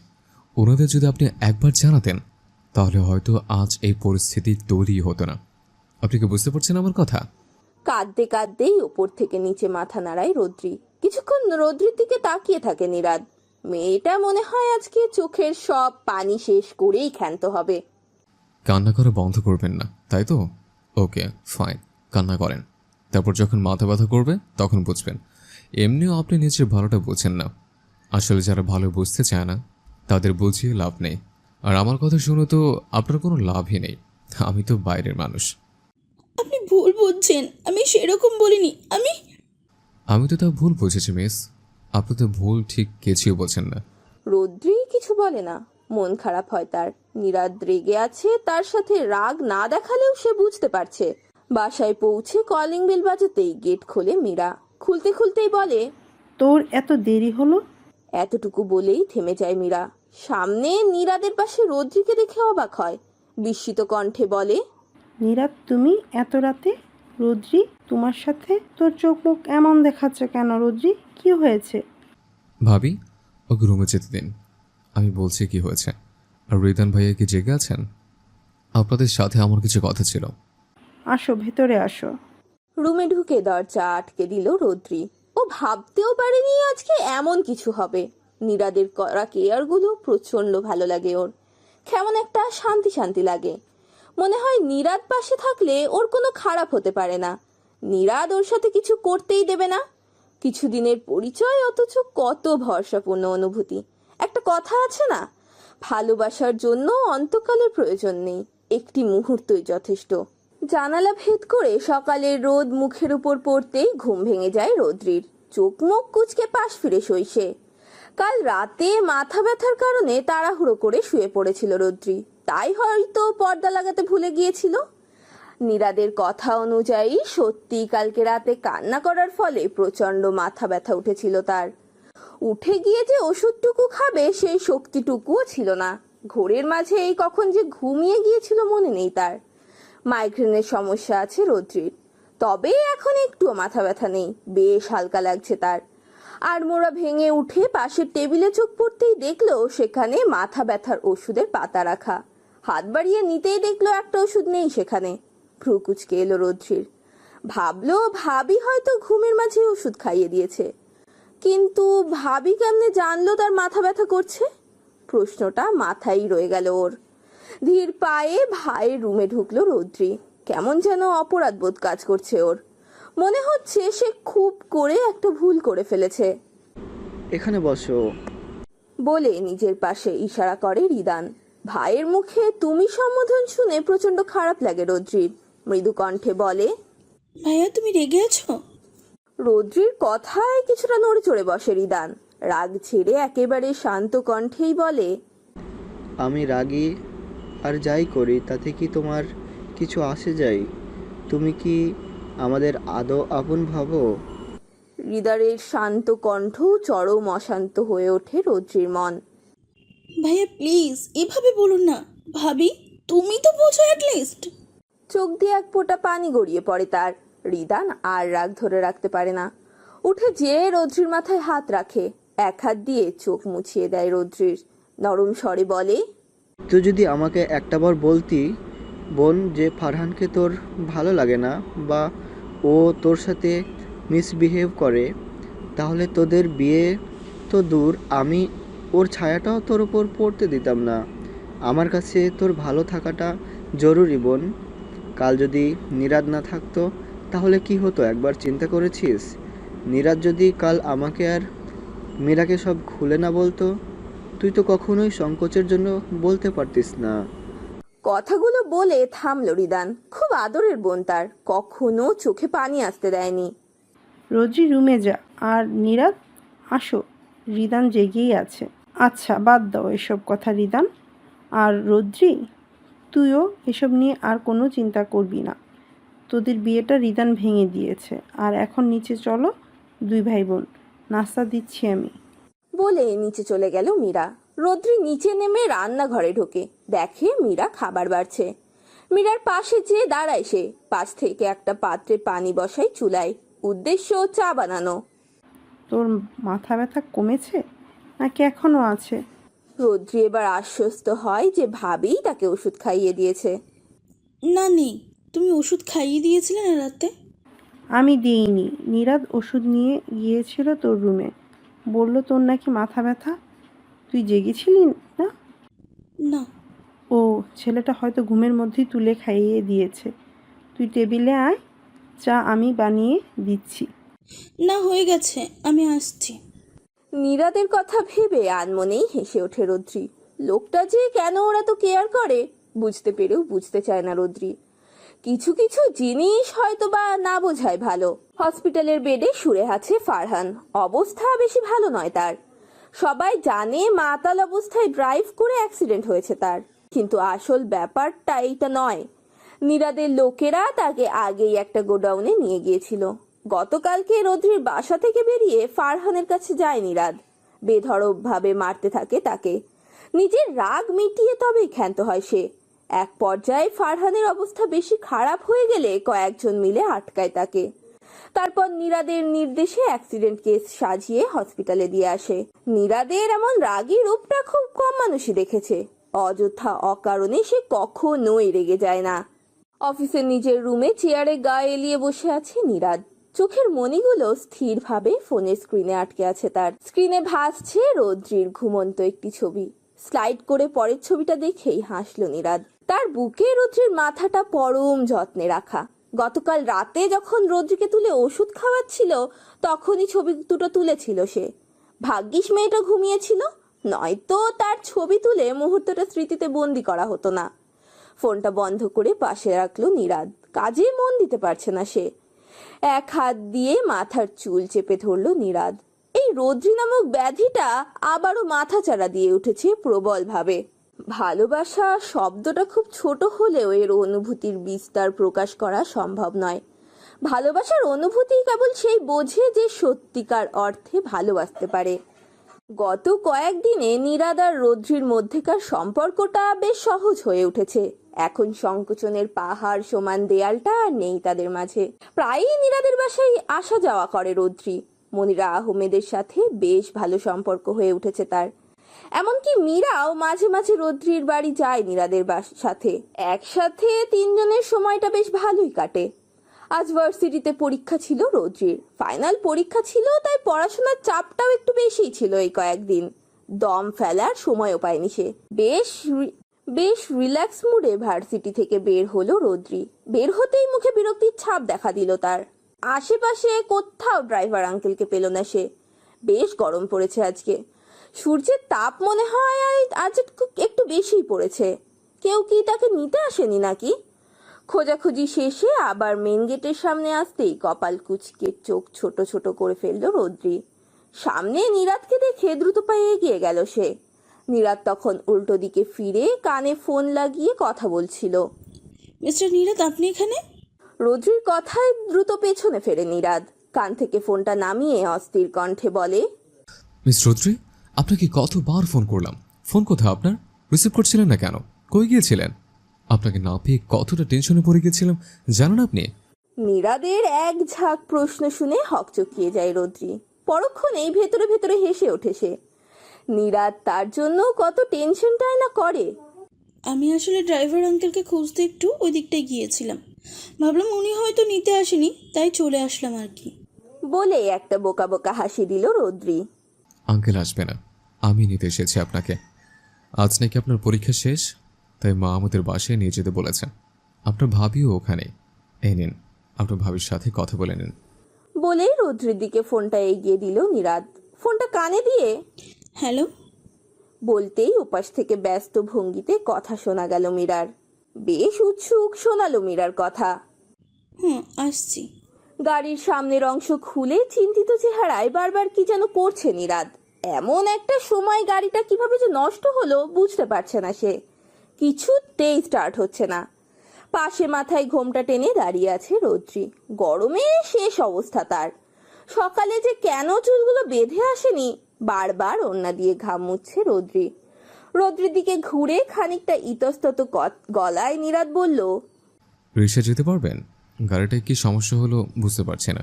রোদ্রি তাকালো নীরাদের দিকে। রিক্সায় যেতে ওর অসুবিধা নেই, ও প্রায়শই রিক্সায় আসা যাওয়া করে, কিন্তু নীরাদের সাথে এক রিক্সায় যেতে হবে তাই একটু অস্বস্তি হচ্ছে। জি, রিক্সায়। নীরাদ জানে রোদ্রির অস্বস্তি হচ্ছে, তাই আর জোর করলো না। গরম অসুস্থ হয়ে যাবেন তো, ঘেমে যাচ্ছেন তাই বললাম। নীরাদকে গভীরভাবে কয়েক সেকেন্ড খেয়াল করতেই রৌদ্রি দেখলো যে ওনার টি শার্টটা অর্ধেক ভিজে গেছে। অতিরিক্ত ফর্সা হওয়ায় চেহারাটা হালকা লাল হয়ে গেছে। কপালে গলায় ঘাম চিকচিক করছে রোদে। হাতের ঘন লোমগুলো ঘেমে লেপ্টে আছে শরীরের সাথে। ওর জন্য কত কষ্ট করে দাঁড়িয়ে আছেন উনি। যেতে পারবেন মিস? যে আচ্ছা, সমস্যা নেই। নীরাদ একটা রিক্সা ডাকলো, রোদ্রিকে উঠিয়ে নিজে উঠলো। নীরাদ উঠতেই রোদ্রি একটু চেপে গেল, কিন্তু জায়গা কম হওয়াতে গায়ের সাথে গা লেগেই গেল। রিক্সায় হুট তোলা, তাই দুজনেই প্রায় দুজনের নিঃশ্বাসের শব্দ পর্যন্ত শুনতে পাচ্ছে। এখানে রোদ নেই, তাই মাথার ঘোমটাটা ফেলে দিল রোদ্রি। চুলগুলো ঠিক করছে তখনই নীরাদ বলল, খোপা করে ফেলেন। এই গরমের চুল খোলা রেখেছেন কেন? তার উপর যে বড় চুল আপনার, মাশাআল্লাহ। রোদ্রি কিছু বলল না, নীরবে চুলগুলো হাত খোপা করতে ব্যস্ত হয়ে পড়ল। নীরাদ মুচকি হাসলো। রোদ্রির গালের লাল আভাটা চোখ এড়ায়নি ওর। হঠাৎই রোদ্রির কি হলো ও নিজেও বুঝলো না। নীরাদের ঘাড়ে হাতের উল্টো পিঠটা দিয়ে ঘাম মুছে দিতে দিতে বলল, ইস, আপনি তো পুরো ঘেমে ভিজে গেছেন। আমার জন্য এতটা কষ্ট করতে হলো আপনার? নীরাদ হাসলো। রোদ্রির ছোঁয়াতে নিমেষে নীরাদের ক্লান্তি দূর হয়ে গেল। কষ্টের কিছুই নেই মিস রৌদ্রি, আপনি বুঝবেন না। রোদ্রি এখনো হাত সরায়নি। আমার ব্যাগে পানি আছে, বের করে দিব, খাবেন? নীরাদ আচমকায় মাথা ঘুরিয়ে রোদ্রির একদম চোখে চোখ রাখলো। রোদ্রি নীরাদের দিকেই চেয়েছিল। আচমকা ধরা পড়ে যাওয়ায় বেশ লজ্জা পেল সে। খেয়াল রাখেন মিস রৌদ্রি, আপনার করা কেয়ারগুলো আমার অভ্যাসে পরিণত না হয়ে যায়। আপনার করা কেয়ারগুলো আবার আমার অভ্যাসে পরিণত না হয়ে যায়, হলে কিন্তু ঝামেলায় পড়বেন। রোদ্রির খুব করে বলতে ইচ্ছা হলো, সেই ঝামেলায় আমি বারবার পড়তে চাই মিস্টার নীরাদ, কিন্তু বলতে পারলো না। কথাগুলো মনের ভিতরেই জমে রইল তার। হয়তো কোনো এক নিস্তব্ধ মধ্যাহ্নে সে ব্যক্ত করবে তার অব্যক্ত কথাগুলো। বাসায় ঢুকেই বিরিয়ানির সুবাস পেল রোদ্রি। রান্নাঘরে যেয়ে দেখলো মনিরা আর মীরা মিলে রান্না করছে। কাজের মেয়েটাও আছে তাদের সাথে। রদ্রিকে দেখে উজ্জ্বল হয়ে উঠল মনিরার মুখ। উৎফুল্ল কণ্ঠে বলল, রোদ্রিমা, কতদিন পরে দেখলাম তোমাকে। কতদিন না আন্টি, আমি 15 দিন আগেই এসেছিলাম। পরীক্ষা শুরু হয়েছিল তো, তাই আসতে পারিনি। আজকেই শেষ হলো। মনিরা এগিয়ে আসলো, মাথায় হাত বুলিয়ে বলল, কেমন হয়েছে পরীক্ষা? ভালো। বলে মুচকি হাসলো রদ্রি। ফ্রেশ হয়ে নিচে নামতেই দেখলো টেবিলে খাবার সাজাচ্ছে মীরা আর মনিরা। স্যালাডটা আনতে ভুলে গেছি। বলেই কাজের মেয়ে টুম্পাকে ডাকতে গেল রদ্রি। আমি এনে দিচ্ছি আন্টি। বলেই দ্রুত পায়ে ঢুকলো রদ্রি। প্লেটটা হাতে নিতেই বিস্ফোরিত একটা শব্দ হলো। আগুনের ধোঁয়ায় ভরে গেল ঘর। পুরো জ্ঞান হারানোর এক মুহূর্ত পর্যন্ত শুধু পরিচিত কিছু মানুষের কণ্ঠের চিৎকার কানে আসলো রদ্রির। রদ্রিকে অজ্ঞান অবস্থায় কোলে নিয়ে দ্রুত নিজের ঘরে গেল নীরাদ। যত্ন করে বিছানায় শুইয়ে দিয়ে ডাক্তারকে কল করলো। মীরা আর মনিরা পাশে বসে কান্না করছে আর মাথায় হাত বুলিয়ে দিচ্ছে রদ্রির। রান্নাঘরের আগুন ততক্ষণে নিভিয়ে দেয়া হয়েছে। খালি পাতিল চুলায় বসিয়ে দিয়ে ভুলে গিয়েছিলেন মনির আহমেদ। পাতিল পুড়ে এক পর্যায়ে ফেটে আগুন ধরে যায়। আগুন বেশি না লাগলেও ধোয়া হয় বেশ। নাকে মুখে ধোয়া ঢুকে যাওয়া আর অতিরিক্ত ভয় পেয়ে ওখানে জ্ঞান হারিয়ে ফেলে রদ্রি। সোফায় বসে হাঁটুতে হাতের কনুই ঠেস দিয়ে দুহাতে মুখ চেপে বসে আছে নীরাদ। একটু আগেই ডক্টর এসে ইঞ্জেকশন দিয়ে গেছে রদ্রিকে। বলেছে কিছুক্ষণের মধ্যেই জ্ঞান ফিরে আসবে। মীরা ফোন করে বলাতে রিদানও তাড়াহুড়ো করে চলে এসেছে অফিস থেকে। সেও রদ্রির পাশে বসে আছে, কপালের চিন্তার ভাঁজ স্পষ্ট। সবাই রদ্রির প্রতি ভালোবাসাটা প্রকাশ করতে পারলেও নীরাদ পারছে না সে রদ্রিকে খুব শক্ত করে নিজের সাথে জড়িয়ে ধরতে। রান্নাঘর থেকে রদ্রির চিৎকার শুনে তার আত্মাটা যে কি পরিমাণে কেঁপে উঠেছিল সেটা কেবল সেই জানে। ধীরে ধীরে চোখ খুলল রদ্রি। আশেপাশে তাকিয়ে কিছুটা সময় লাগে তার ব্যাপারটা বুঝতে। রিদান এগিয়ে এসে গালে হাত রাখে, নরম গলায় বলে, শরীর খারাপ লাগছে বোন? না, আমি ঠিক আছি ভাইয়া। বলেই রিদানের সাহায্যে উঠে বসলো রদ্রি। ক্লান্ত লাগছে তার। বিছানায় হেলান দিয়ে বসলো সে। রোদ্রিমা, আমার ছিল তোমার আজকে এত বড় একটা বিপদ হতে গিয়েছিল, আমাকে মাফ করে দিও। আরে আপনি কি সব বলছেন আন্টি? আপনার জন্য হবে কেন? এটা জাস্ট একটা অ্যাক্সিডেন্ট। জি চাচি, আপনাকে কতবার বললাম আপনি নিজেকে দোষারোপ করবেন না প্লিজ। কথার মাঝেই রদ্রির দিকে স্যালাইন মিশানো পানির গ্লাস এগিয়ে দিল নীরাদ। মৃদু কণ্ঠে বলল, এটা খেয়ে নিন, পুরোটা শেষ করবেন। এতক্ষণে নীরাদকে লক্ষ্য করে রদ্রি। লোকটার চোখ মুখ কেমন বিমর্ষ হয়ে আছে। উচ্চস্বরে কথা না বললেও কি সুন্দর শাসন করে নীরাদ। বিনা বাক্যে পুরোটা শেষ করলো রদ্রি। নীরাদ ঠায় দাঁড়িয়েছিল ততক্ষণ। খাওয়া শেষ হলে পানির গ্লাসটা নিয়ে পাশের টেবিলে রাখতে রাখতে বলল, ওকে কিছু খাবার খাইয়ে দেন ভাবি, তারপর ওষুধ খেয়ে কিছুক্ষণ ঘুমালেই দুর্বলতা কেটে যাবে। মীরা বসে বসে রদ্রিকে খাইয়ে দিচ্ছে। জরুরি মিটিং পড়ে যাওয়ায় রিদান কিছুক্ষণ আগেই আবার অফিসে চলে গিয়েছে। বলেছে রাতে এসে রদ্রি আর মীরাকে নিয়ে যাবে। নীরাদ সোফায় বসে বসে ফোন স্ক্রল করছে আর একটু পর পর আর চোখে রদ্রিকে দেখছে। খাওয়া শেষ হলে মীরা প্লেট রাখতে নিচে চলে যায়। রুমে শুধু নীরাদ আর রদ্রি। উঠে যেয়ে পাতা থেকে ওষুধটা বের করে রদ্রির মুখের সামনে ধরে নীরাদ। হা করেন। একবার তাকিয়ে ছোট করে মুখ খোলে রদ্রি। ওষুধটা দিয়ে পানিটাও নিজ হাতে খাইয়ে দেয় নীরাদ। ঠোঁটের কোণে লেগে থাকা পানিটুকু আলতো করে মুছিয়ে দিয়ে বলে, এখন চুপ করে ঘুমান, রেস্ট নিলে ভালো লাগবে। মিস্টার নীরাদ। রুম থেকে বের হয়ে যাচ্ছিল নীরাদ। রদ্রির ডাকে পিছনে ফিরল সে। কিছু লাগবে? আপনাকে অনেক ধন্যবাদ আমাকে বাঁচানোর জন্য। কিছুক্ষণ স্থির দৃষ্টিতে তাকিয়ে থাকলো নীরাদ। তারপর বেশ শান্ত স্বাভাবিক গলায় বলল, আমি তো আপনাকে বাঁচাইনি, বাঁচিয়েছি নিজেকে। আমার সম্পূর্ণটা জুড়েই তো আপনি। আমার অস্তিত্বের প্রতিটা কোনায় কোনায় আপনার বিচরণ। অন্তত নিজের অস্তিত্বটা টিকিয়ে রাখার জন্য হলেও আপনাকে বাঁচানো খুব জরুরি ছিল। নিজের অস্তিত্ব না থাকলে তো মানুষ বাঁচে না, তাই না মিস রুদ্র? রদ্রি কিছু বলল না বলতে ভুল হবে, সে আসলে বলার অবস্থায় নেই। মুচকি হাসলো নীরাদ। আচ্ছা বাদ দিন এসব কথা, আপনার এসব নিয়ে না ভাবলেও চলবে, আপনি ঘুমান। বলেই দরজা আটকে বের হয়ে গেল নীরাদ। রোদ্রি বুঝতে পারছে না তার কেমন রিয়াক্ট করা উচিত। মাথাটা একেবারেই খালি খালি লাগছে তার। নীরাদের একেবারেই স্বাভাবিকভাবে বলা কথাগুলো প্রচন্ড অস্বাভাবিকভাবে ভাবিয়ে তুলছে রোদ্রিকে। রাতের বেলা বেডে বসে ল্যাপটপে অফিসের কাজ করছিল নীরাদ। হঠাৎ পাশে চোখ পড়তেই খানিকটা হেসে উঠল সে। এখানে একটু আগে ঘুমিয়েছিল রোদ্রি। জায়গাটায় একটা হাত রাখলো সে, বিড়বিড় করে বলল, আপনাকে এখানে পার্মানেন্ট ভাবে আনার ব্যবস্থা খুব শীঘ্র করছি আমি। কেটে গেছে বেশ কিছুটা সময়। আজকে রোদ্রির ফাইনাল সেমিস্টারের রেজাল্ট বেরিয়েছে। বেশ ভালো রেজাল্ট করেছে রোদ্রি। ভাই ভাবিকে রেজাল্ট জানিয়ে অনুমতি নিয়ে বান্ধবীদের সাথে একটু ঘুরতে বের হলো রোদ্রি। বিকেলবেলা ক্লান্ত ভঙ্গিতে বাসায় ঢুকলো সে। ঢুকে মনিরা আহমেদকে দেখে কিছুটা অবাক হলেও খুশি হলো সে। রিদান আর মীরার সাথে কিছু একটা আলোচনা করছিলেন তিনি। রোদ্রি সালাম দিয়ে নিজের রুমের দিকে পা বাড়ালো। অর্ধেক সিঁড়ি উঠতেই একটা কথা কানে আসলো তার। সেখানেই থেমে দাঁড়িয়ে গেল সে। রোদ্রিকে আমি আমার ছেলের বউ করতে চাই রিদান।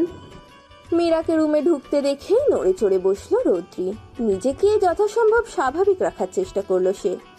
মীরা বেশ বুঝতে পারছে রোদ্রি মনিরা বেগমের কথাটা শুনতে পেরেছে, আর তার আন্দাজ মতে রোদ্রি নীরাদকে ভালোবাসে। তাই তার অমাত হওয়ার কোনো কারণই নেই। কিন্তু শুধু আন্দাজের উপর ভিত্তি করেই সে আগের বারের মতো কোনো ভুলের পুনরাবৃত্তি ঘটাতে চায় না। মীরাকে স্বাভাবিক থাকতে দেখে মৃদু কণ্ঠে বলল রোদ্রি, বসো ভাবি। তোর সাথে কিছু কথা আছে রৌদ্রি। হ্যাঁ বলো। তুই হয়তো চাচির কথা শুনেছিস, তাই না? হুম। তাহলে তোর মত কি?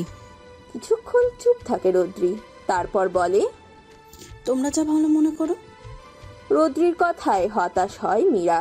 মেয়েটা কখনোই মুখ ফুটে কিছু বলতে পারে না, একেবারেই চাপা স্বভাবের। দেখ রৌদ্রি, বিয়েটা হবে তোর আর নীরাদের, সংসার করবি তোরা, সেখানে তোর মতটা সবচেয়ে বেশি গুরুত্বপূর্ণ। তোর যদি আপত্তি থাকে তাহলে বল, আমি এখনই চাচিকে মানা করে দিব। তোকে তোর ইচ্ছেটা জানাতে হবে বাচ্চা। আমার আপত্তি নেই ভাবি। প্রচন্ড লজ্জা নিয়ে এবার মুখ ফুটে বলেই দেয় রোদ্রি। হাসি ফুটে ওঠে মীরার ঠোঁটের কোণে। রোদ্রির মাথায় হাত বুলিয়ে দিল সে। মীরা রুম থেকে বেরিয়ে যায়। ঘরের লাইট নিভিয়ে দেয় রোদ্রি। আনমনে নিজেকে প্রশ্ন করে, সে কি সত্যি নীরাদকে ভালোবাসে? উত্তরটা সে জানে না, আসলেই জানে না। সে শুধু জানে নীরাদের সংস্পর্শ তাকে শান্তি দেয়। কেমন একটা নিরাপদ অনুভব হয় তার। মনে হয়, হ্যাঁ, এমন একটা আস্থাপূর্ণ ভরসাপূর্ণ মানুষই তো সবাই চায়। ফোনের রিংটনে ঘুম ভেঙে যায় রোদ্রির। কিছুক্ষণ আগেই ঘুমিয়েছিল সে। পাশ থেকে ফোনটা নিয়ে স্ক্রিনে চোখ পড়তেই এক লাফে উঠে বসে। স্ক্রিনে স্পষ্ট অক্ষরে লেখা, মিস্টার নীরাদ ইজ কলিং। এত রাতে নীরাদ কেন কল দিয়েছে? অবশ্য এখন এত রাত নয়, মাত্র 11:30 বাজে। সেই তাড়াতাড়ি ঘুমিয়ে পড়েছিল। নীরাদ নিশ্চয়ই তাদের বিয়ের ব্যাপারে বলতে ফোন করেছে। কিভাবে কি বলবে সেসব ভাবতে ভাবতেই ফোনটা রিসিভ করলো সে। Hello miss Roudri. জি বলেন। আপনি ঘুমিয়েছিলেন? তাহলে পরে ফোন দিব। না বলেন, সমস্যা নেই। আপনার রেজাল্ট খুব ভালো হয়েছে, কংগ্রেচুলেশন। ধন্যবাদ। কাল কি ফ্রি আছেন? হুম। আচ্ছা ঠিক আছে, ঘুমান আপনি। কণ্ঠ শুনে বোঝা যাচ্ছে যে ঘুমিয়েছিলেন। Good night. Good night. সকালবেলা শাওয়ার নিয়ে বের হতেই বিছানার উপর কয়েকটা প্যাকেট দেখতে পেল রোদ্রি। প্রকুচকে এগিয়ে গিয়ে একটা প্যাকেট হাতে নিতেই পেছন থেকে মীরা বলল, দেখ তো, তোর পছন্দ হয় নাকি? সকাল সকাল নীরাদ কত কিছু পাঠিয়েছে তোর জন্য। সন্ধ্যায় ও আসবে আংটি পরাতে। এগুলো পরেই তৈরি হয়ে নিস, ছেলেটা শখ করে পাঠিয়েছে। আজকেই? হ্যাঁ নীরাদ, নাকি হয়েছে যত দ্রুত সম্ভব বিয়েটা করে ফেলতে। তোর সাথে কথা হয়নি ওর? হয়েছে, কিন্তু এ বিষয়ে।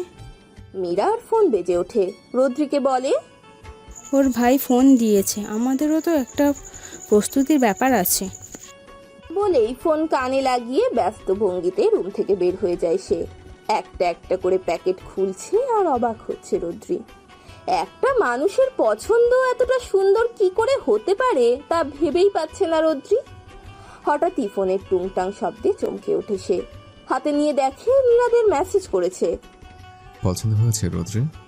সকালে নীরাদের পাঠানো সবুজ রঙের জামদানি শাড়িটাই পরেছে রৌদ্রি, হালকা সুতোর কাজ করা শাড়িটার মধ্যে।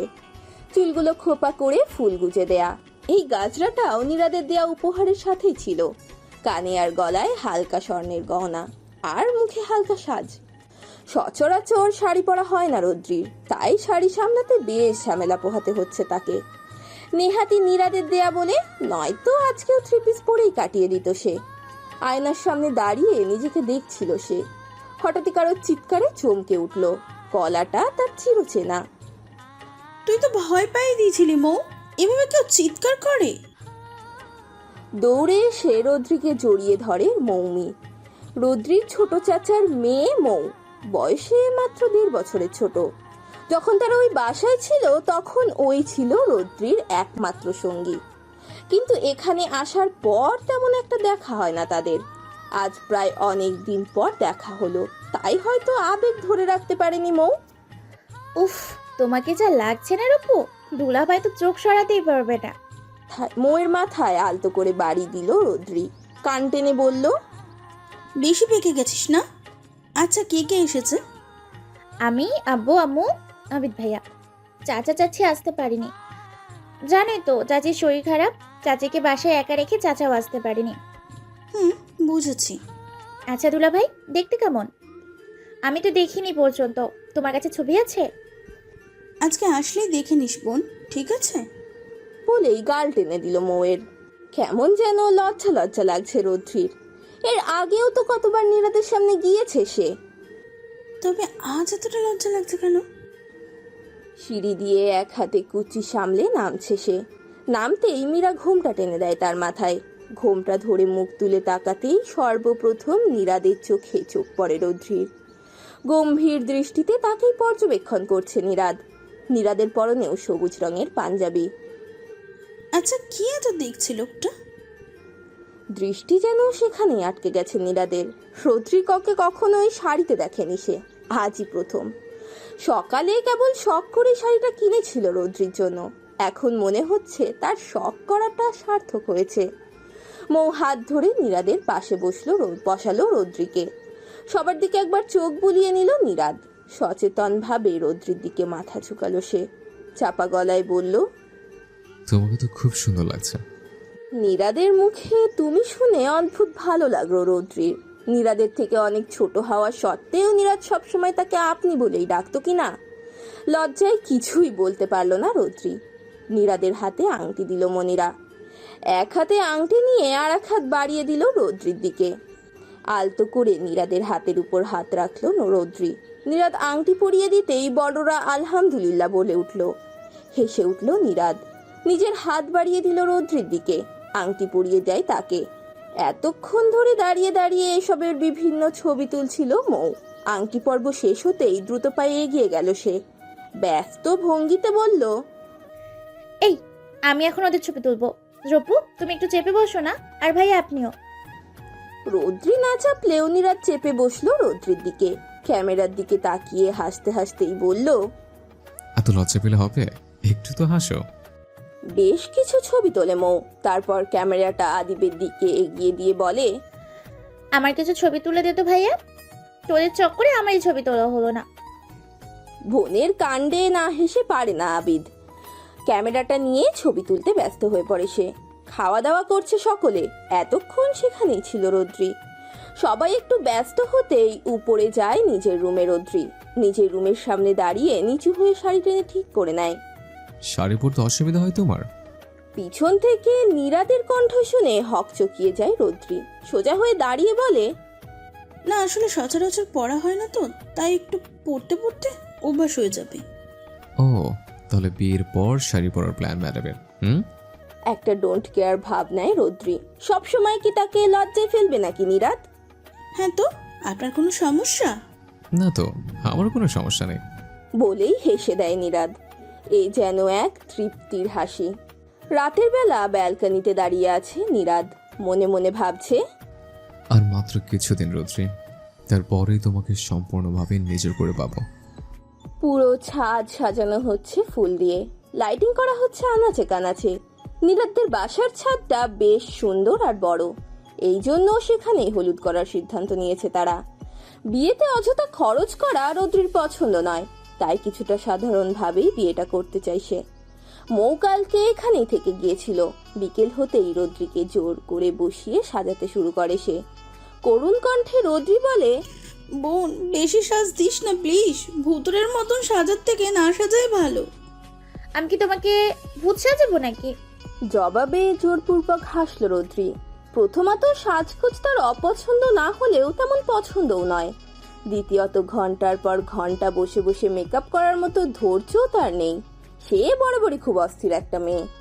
আয়নার সামনে দাঁড়িয়ে ঘড়ি পড়ছিল নীরাদ। পরনে তার হলুদ রঙের পাঞ্জাবি আর সাদা পায়জামা।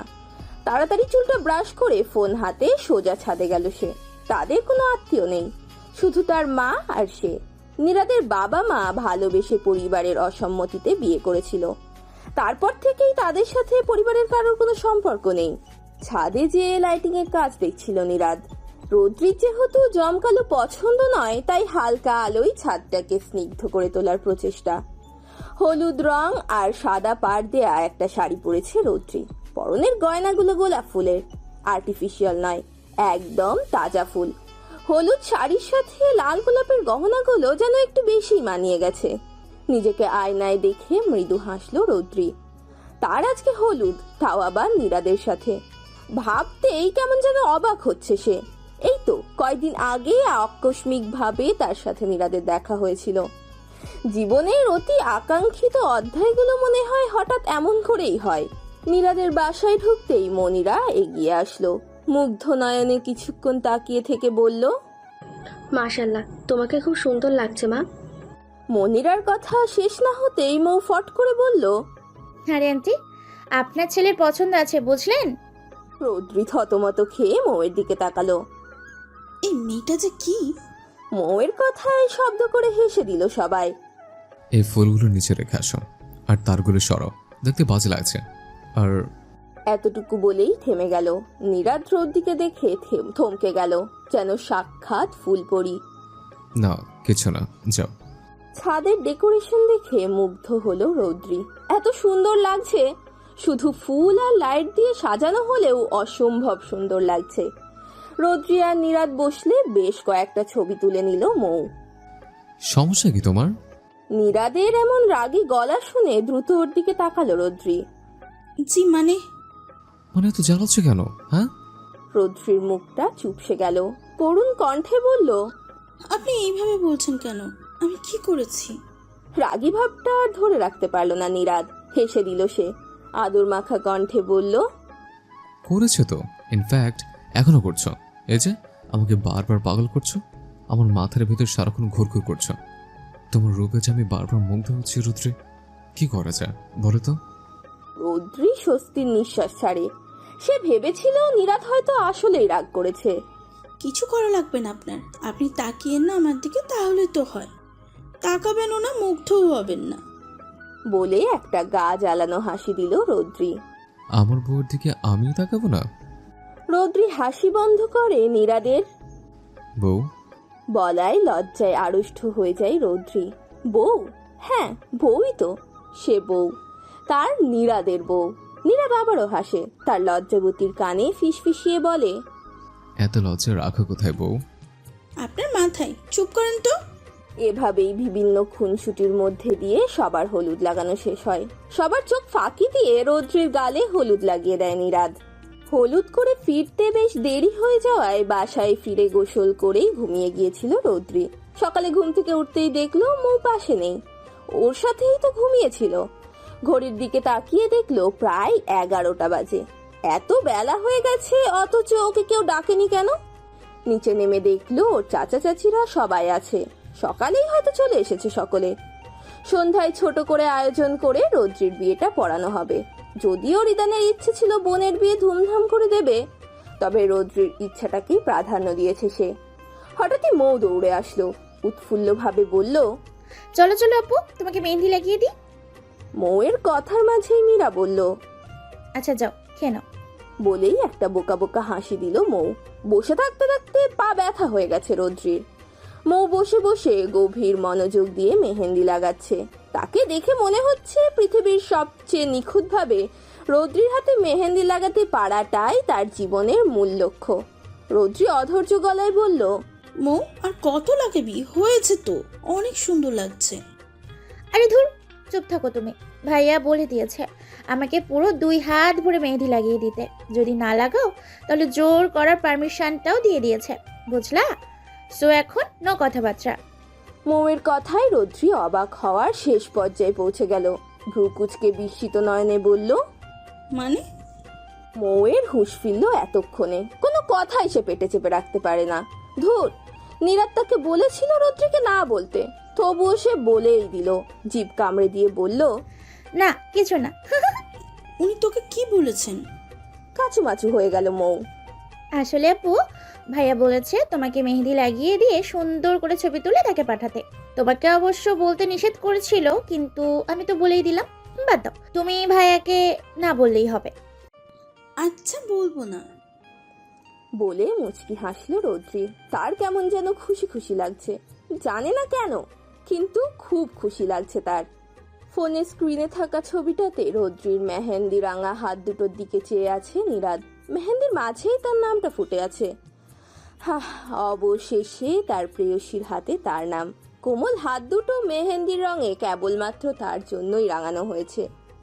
বধূ বেশে শুধু তার জন্যই অপেক্ষা করবে তার প্রেয়সী। ভালোবাসার মানুষকে জীবনসঙ্গী হিসেবে পাওয়ার কথাটা ভাবতেও কেমন যেন প্রশান্তি অনুভূত হয়। কনের সাজে একদম পুতুলের মতো লাগছে রৌদ্রিকে। লাল বেনারসি তার গায়ে, মোটামুটি ভারী সাজ, গয়নাগাটি পরানো। পুতুলের মতো করেই বসে আছে সে। নিচে কাজে চলে এসেছে। নীরাদও হয়তো চলে আসবে কিছুক্ষণ পর। কিছুক্ষণ পরেই তার মুখটা অর্ধাঙ্গিনীর হয়ে যাবে। সে অপ্রকাশিত ভালোবাসা পবিত্রতা পেয়ে যাবে। 3 বার কবুল বলে বিয়েটা হয়ে গেল রৌদ্রি আর নীরাদের। এখনো নীরাদকে দেখার সুযোগ হয়নি রৌদ্রির। কাজী তার সম্মতি নিতে উপরে এসেছিল। সে কবুল বলে সাইন করে দিতেই নিচে চলে গেছে। সবার সাথে হাসি মুখেই কথা বলছে নীরাদ। অবশেষে তার বিয়েটা হয়েই গেল। কিন্তু রৌদ্রি এখনো নিচে নামছে না কেন? সে কি বুঝতে পারছে না তার বধূ বেশে দেখার জন্য নীরাদ কতটা উগ্রীব? অপেক্ষার প্রহর শেষ হলো দুজনেরই। রৌদ্রিকে নীরাদের পাশে বসানো হলো। নীরাদ জানে রৌদ্রি বরাবরই বেশি লজ্জা পায়। আজকেও তার ব্যতিক্রম নয়। উল্টো আজ তো লজ্জা পাবার পরিমাণটা একটু বেশি, বউ বলে কথা। যদিও এই লজ্জা পাওয়াটাকে ভীষণ ভালো লাগে নীরাদের। ছবি তোলার জন্য একটু ক্লোজ হতে বললে নীরাদ এক হাত দিয়ে রৌদ্রিকে পেছন থেকে জড়িয়ে ধরে। ধীর কণ্ঠে বলে, এত লজ্জা না পেয়ে ক্যামেরার দিকে তাকান মিসেস নীরাদ। রৌদ্রি হেসে দেয়। নীরাদ মুগ্ধ হয়ে দেখে সেই হাসি, নিজেও হেসে দেয়। এ যেন এক প্রাপ্তির হাসি, একরাশ পূর্ণতায় পরিপূর্ণ এই হাসি। গোলাপ দিয়ে সাজানো নীরাদের ঘর।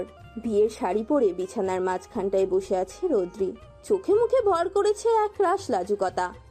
দরজা খোলার আওয়াজে মুখ তুলে তাকায় রৌদ্রি। নীরাদ এসেছে। দরজাটা লাগিয়ে দিয়ে রৌদ্রির দিকে দৃষ্টি দিল নীরাদ। গুটিসুটি হয়ে বিছানায় বসে আছে সে। ধীর পায়ে রৌদ্রির পাশে যেয়ে বসে নীরাদ। হাত বাড়িয়ে রৌদ্রির হাত দুটোকে আবদ্ধ করে। রৌদ্রির চোখে চোখ রেখে বলে, আমার সামনে লজ্জার পর কিছুই নেই, ঠিক আছে? খেতে পেয়েছে? খেয়েছো কিছু? জি, খেয়েছি, মা খাইয়ে দিয়েছে। নীরাদ হাসে। পুরুষ মানুষের জীবনে 2 জন নারীর ভূমিকা সর্বাপেক্ষা গুরুত্বপূর্ণ। একজন তার মা আর একজন তার স্ত্রী।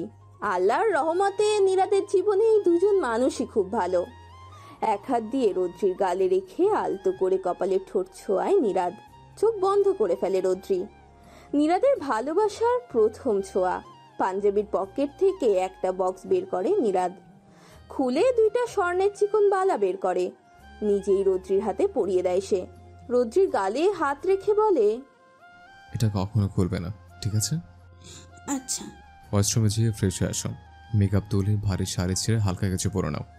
একটা সুতির শাড়ি পরে বেরিয়ে আসে রৌদ্রি। চুলগুলো ছাড়া, সামনের দিকের কিছু চুল ভিজে গেছে। বিছানার দিকে তাকিয়ে দেখে নীরাদ একপাশে আধশোয়া হয়ে বসে ফোন চালাচ্ছে। পরনে তার সাদা স্যান্ডো গেঞ্জি আর ট্রাউজার। একসাথে ঘুমোতে প্রবলেম হবে? তাহলে আমি না হয় সোফা। কোনো সমস্যা নেই বলে মুচকি হাসে রৌদ্রি। সাধারণভাবে বেশ স্নিগ্ধ লাগছে রদ্রিকে। নীরাদ মুগ্ধ নয়নে দেখে মেয়েটা শাড়ি পরে আছে, এলোমেলো ভাবে গায়ে জড়ানো শাড়িটা বারবার টানাটানি করছে সে। বোঝাই যাচ্ছে সামলাতে বেশ বেগ পেতে হচ্ছে তাকে। নীরাদ নরম কণ্ঠে বলে, শাড়ি পরে আরামে শুতে পারবে না, অসুবিধা হবে। সকলে শাড়ি পরো, এখন কামিজ পরে নাও। কোনো অসুবিধা হবে না, আমি শাড়িই পরবো। শাড়ি না পরলে বিয়ে বিয়ে ভাব আসবে না। নীরাদ শব্দ করে হেসে দেয়। রদ্রি মুখ কুচকে তাকায়, সন্দিহান কণ্ঠে বলে, হাসছেন কেন? আমি কি হাসার মতন কিছু বলেছি? না ঠিক আছে, এখন ঘুমাও, কাল আবার বউ ভাত। রেস্ট না নিলে পর অসুস্থ হয়ে পড়বে। নীরাদের বা পাশে গিয়ে শুয়ে পড়ে রদ্রি। লাইট নিভিয়ে দেয় নীরাদ। সারাদিনের ক্লান্তিতে কিছুক্ষণেই ঘুমিয়ে পড়ে রদ্রি। ঘুমের ঘোরে এক হাত মেলে দেয় নীরাদের বুকের উপর। নীরাদ আলতো করে সেই হাতের উপর হাত রাখে। কতই না অপেক্ষা করেছে সে এই সময়টার জন্য। জানালা দিয়ে চাঁদের আলো এসে পড়ছে রদ্রির মুখের ওপর। ঘুমন্ত মুখের স্নিগ্ধতা যেন বাড়িয়ে দিচ্ছে ক্ষণে ক্ষণে। সকাল 9টা। নীরাদের ঘুম ভেঙে যায়। কাঁধে ভারী কিছু অনুভব হতেই চকিতে তাকায় সে। তার কাঁধে মাথা দিয়ে ঘুমিয়ে আছে রদ্রি। বুকে রাখা হাতটা সারা রাতেও ছাড়েনি নীরাদ। এক হাত দিয়ে কাঁথা টেনে দেয় নীরাদ। শাড়ি আর শাড়ির জায়গায় নেই মেয়েটার। ঘুম থেকে উঠে কাপড়ের বেহাল দশা দেখে অন্য কিছু ভেবে ফেলতে পারে। খুব সন্তর্পণে রদ্রির মাথাটা বালিশে রাখে নীরাদ। হাতটা ছাড়িয়ে উঠে যায়। ফ্রেশ হয়ে বের হয়ে দেখে রদ্রি উঠে গেছে। পিটপিট করে তাকিয়ে আছে নীরাদের দিকে। ড্রেসিং টেবিল থেকে চিরুনি নিয়ে চুলটা আঁচড়াতে আঁচড়াতে বলে, ঘুম হয়েছে? উঠে কাপড় পাল্টে রেডি হয়ে নাও, মেহমানরা আসবে তোমাকে দেখতে। বলতে বলতে কাবার্ড থেকে দুটো বক্স বের করলো নীরাদ। টেবিলে রেখে বলল, এই গহনাগুলো পরে নিও, আমি নিচে যাচ্ছি, রাতে রিসেপশন, অনেক কাজ আছে। রদ্রি টেবিলে রাখা শাড়ি নিয়ে ওয়াশরুমে চলে যায়। শাওয়ার নিয়ে শাড়ি পরে বেরিয়ে আসে। গহনাগুলো পরে নিচে চলে যায়। নিচে নামতেই দেখে মনিরা টেবিলে নাস্তা নিয়ে বসে আছে। পাশে মৌও আছে। কাল রাতে রদ্রির সাথে মৌই এসেছে। রদ্রির ঠোঁটের কোণে হাসি বজায় রেখেই চেয়ার টেনে বসলো। নাস্তা খাচ্ছে আর টুকটাক কথা হচ্ছে তাদের। ইতিমধ্যেই মনিরা বলল, তোকে কাল রাতে উপহার দেয়নি নীরদ? মৃদু কণ্ঠে রদ্রি বলল, দিয়েছে। কি দিয়েছে? হাত বাড়িয়ে বালা দুটো দেখালো রদ্রি। বাহ আপু, খুব সুন্দর তো। মাশাআল্লাহ। বলেই রদ্রির মাথায় হাত বুলিয়ে দিল মনিরা। নিজেকে খুব ভাগ্যবতী মনে হয় রদ্রির। এরকম শাশুড়ি পাওয়া আসলেই ভাগ্যের ব্যাপার। ছোট থেকেই মায়ের আদর সেভাবে পায়নি সে। মায়ের অভাবটা সব সময় অনুভব হতো। যদিও ভাবি তাকে সবসময় মায়ের মতো করে আগলে রাখতো, তবুও ভাবি তো আর মা ডাকা যায় না। মনিরাকে সে মা ডাকবে। মা ডাকাটাই মধুর। নীরাদের পুরো বাড়ি সাজানো হয়েছে। ঝলমলিয়ে উঠেছে আহমেদ ভিলা। একটা উৎসব ভাব। বিয়েটা রোদ্রের ইচ্ছায় ছোট করে হলেও রিসেপশনটা নীরাদ বড় আয়োজন করেই করবে। নীরাদের অফিসের মানুষজন আসবে এই অনুষ্ঠানে, বন্ধুরা আসবে, তার উপর নীরাদের উৎসাহ। ইচ্ছা দেখে আর না করতে পারেনি রদ্রি। সেই সুবাদেই জমকালো আয়োজন করেছে নীরাদ। মেহমান আসা শুরু করে দিয়েছে ইতিমধ্যে। খালি বাড়িটা মানুষজনে পরিপূর্ণ। রদ্রির পরিবারের সবাই চলে এসছে। সফল বিজনেসম্যান নীরাদ আহমেদের স্ত্রীকে দেখার জন্য মুখিয়ে আছে সবাই। এমন সময় লাইট কিছুটা নিভিয়ে গেল। সিঁড়ির ওপর যেয়ে পড়ল সব লাইট। সবার চোখ এখন সেদিকেই। রদ্রির হাত ধরে সিঁড়ি দিয়ে নামছে নীরাদ। এত মানুষ দেখে যাতে রদ্রি নার্ভাস না হয় তাই শক্ত করেই হাতটা ধরে আছে সে। প্রেস মিডিয়ার কয়েকজনও এসেছে, তারা ছবি তুলছে। নীরাদ অবশ্য চেয়েছিল এরা যেন না আসে। পরে ভাবলো ওর বিয়ের ব্যাপারটা এরা আবার খারাপভাবে প্রচার করতে পারে, যেটা না হওয়ায় ভালো। একটা কালো রঙের গাউন রদ্রির পরনে। গাউনের মাঝে কালো পাথরগুলো ঝলমল করছে। পরনের গয়নাগুলো ডায়মন্ডের, চিকচিক করছে সেগুলো। কানে, গলায়, হাতে গয়নাগুলো রয়েছে। নীরাদ পরেছে ব্ল্যাক স্যুট, আগাগোড়ায় কালো পরেছে সে। দুজনকে দেখে যে কারোরই চোখ আটকে যাবে। উপস্থিত সবাই হাঁ করে তাকিয়ে আছে। সবার মুখে একটাই বুলি, মেড ফর ইচ আদার। সিঁড়ি দিয়ে নেমে নীরাদ রদ্রির হাত ছেড়ে নরম কণ্ঠে বলল, যাও ভাই ভাবির সাথে দেখা করো। রিদান মীরা এগিয়ে এসে রদ্রিকে জড়িয়ে ধরলো। মাত্র একদিন হয়েছে রদ্রি তাদের থেকে দূরে, তাতেই যেন বহুকাল মনে হচ্ছে তাদের। বোন সুখে আছে দেখে খুশি হয়ে উঠল রিদানের মন। আজ ভাই হিসেবে সার্থক সে। কেমন আছিস বোন? ভাইয়াকে মনে পড়েনি? পড়ছে, খুব মনে পড়ছে। কাদো কাদো কণ্ঠে রদ্রি বলল। রদ্রি হেসে দেয়। কিছু বলতে যাবে তার আগে নীরাদ বলে, আমার বউকে কাটলেও ভূতের মতো দেখাবে না ভাবি। বলেই হাসলো মীরা। তার হাসিতে হাসি মিলালো রিদানও। স্টেজে উঠে মাইক হাতে নিল নীরাদ। ভরাত কণ্ঠে স্বাগত জানালো সবাইকে। রদ্রিককে নিজের স্ত্রী হিসেবে পরিচয় করিয়ে দিল সকলের সাথে। ফর্মালিটিজ শেষ করে স্টেজে বসলো তারা। সবাই এসে এসে ছবি তুলছে তাদের সাথে। রাত প্রায় 12টা বাজে। মেহমানরা চলে গেছে ঘন্টাখানেক আগেই। এতক্ষণ পরিবারের সবাই মিলে কথা বলছিল। বেশি রাত হয়ে যাওয়াতে নীরাদ, মীরা আর ওর চাচারা একটু আগেই রওনা দিয়েছে। রোদের মুখ থেকে হাসি যেন সরছিলই না। ভাই যাওয়ার সময় মনটা একটু খারাপ হয়েছিল তার। পরক্ষণে নীরাদ যখন বলল তার কালকে দেখা করিয়ে নিয়ে আসবে, তখন থেকেই সেই খারাপ লাগাটাও চলে গিয়েছে। ঘুমানোর জন্য বিছানা একটু ঝেড়ে দিচ্ছিল রৌদ্রি। নীরাদ সোফায় বসে ল্যাপটপে কাজ করছে।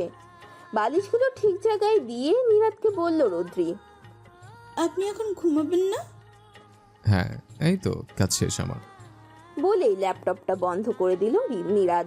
সেই সময়ই ফোনটা টুংটাং শব্দ করে বেজে উঠল রৌদ্রির। এত রাতে কে মেসেজ করেছে ভেবেই দ্রুত ফোনটা হাতে নিল রৌদ্রি। মেসেজটা দেখে ভয়ে গলা শুকিয়ে কাঠ হয়ে গেল তার। মুখের হাসিটা মিলিয়ে গেল মুহূর্তেই। নীরাদ জিজ্ঞাসু দৃষ্টিতে তাকিয়ে আছে। ভয়ার্ত চোখে কাপা কাপা হাতে ফোনটা এগিয়ে দিল সে নীরাদের দিকে। নিয়াদের সাথে খুব সুখে আছো জান। সুখ কি বেশি দিন সইবে? চোখ খান খোলা রেখো জান। তোমার নীরাদকে আবার আমি নিয়ে না যাই। তুমি তো আমার খুব প্রিয়, তাই তোমার প্রিয় মানুষগুলো আমার খুব প্রিয় জান। ব্যাস, এতটুকুই লেখা মেসেজটা অপরিচিত নাম্বার থেকে এসেছে। তবে এটা যে ফারহান পাঠিয়েছে সেটা বুঝতে একদমই কষ্ট হয়নি নীরাদের। মেসেজটা দেখে যতটা না রাগ হচ্ছে নীরাদের, তার থেকে বেশি রাগ হচ্ছে ফারহানের রৌদ্রিকে জান বলে সম্বোধন করায়। রাগে মাথায় রক্ত উঠে গেছে নীরাদের। চোখগুলো লাল হয়ে গেছে। সহজে রাগে না সে, তবে যে তার রাগী রূপ দেখেছে সে দ্বিতীয়বারের মতো তাকে রাগানোর সাহস করে না। রৌদ্রির অবস্থা কাঁদো কাঁদো, চোখ ছলছল করছে তার। অল্পতেই ভয় পেয়ে যায় সে। ফারহানের ব্যাপারে সে এমনিতেই ভীতু, তার উপর সে থ্রেট দিয়েছে তার ভালোবাসার মানুষকে নিয়ে। নীরাদ ফোনটা বিছানায় ছুঁড়ে মারে। রাগ কমানোর চেষ্টায় অব্যাহত সে। অন্তত রৌদ্রির সামনে তার রাগী রূপটা প্রকাশ করতে দিতে চায় না নীরাদ। সে চায় না তার রৌদ্রি তাকে ভয় পাক। গেঞ্জির হাতাটা টান পড়তেই রৌদ্রির দিকে তাকায় সে। এক হাত দিয়ে নিজের হাতের বাহু খামচে ধরেছে রৌদ্রি। রৌদ্রির চোখের দিকে তাকিয়ে থমকে যায় সে। রৌদ্রির চোখে জল, কাঁদছে রৌদ্রি। নীরাদ দ্রুত ঝুঁকে যায়। এক হাঁটু বিছানায় ভর দিয়ে এক হাত রৌদ্রির চুলের ভাঁজে দিয়ে রৌদ্রির মাথাটা নিজের বুকে চেপে ধরে। আর এক হাত পিঠে দিয়ে হাত বুলিয়ে দিতে থাকে। স্নেহের কণ্ঠে ধীরে ধীরে বলে, রৌদ্রি, কাঁদে না, কান্না থামাও। আপনার কিছু হয়ে গেলে আমি? আরে আমার কি হবে পাগলি? ও কিছু করতে পারবে না আমার। তুমি শুধু শুধু কাঁদছো। ও শুধু আমাদের ভয় দেখাতে চাইছে। তোমার নীরাদ কি এতটাই ভীত বলো? কান্নার মাঝেই থেমে থেমে রৌদ্রি বলে, কিছুটা শান্ত হয় রৌদ্রি। নীরাদ মাথা কিছুটা নামিয়ে রৌদ্রির কপালের দিকে চুমু দেয়। এবার কান্না থেমে যায় রৌদ্রির। নীরাদের শক্তভাবে জড়িয়ে ধরে সে। নীরাদও কিছু বলে না। কিছুক্ষণ পর রৌদ্রি কাপা কাপা গলায় বলে, উনি যদি? ইস, ওকে নিয়ে আর কোনো কথা না, ওকে? রৌদ্রিকে আলতো করে ছাড়িয়ে নেয় নীরাদ। সামনে বসে এক হাত গালে রাখে আর এক হাত দিয়ে মুখের চুলগুলো কানের পিছে গুজে দিয়ে চোখ মুছে দেয়। কখনো কাঁদবে না, তোমার কান্না যেমন সহ্য হয় না। রৌদ্রি প্রতি উত্তর না পেয়ে আবারও বলে, এখন ঘুমাবে, সারাদিন একটু রেস্ট করতে পারেনি।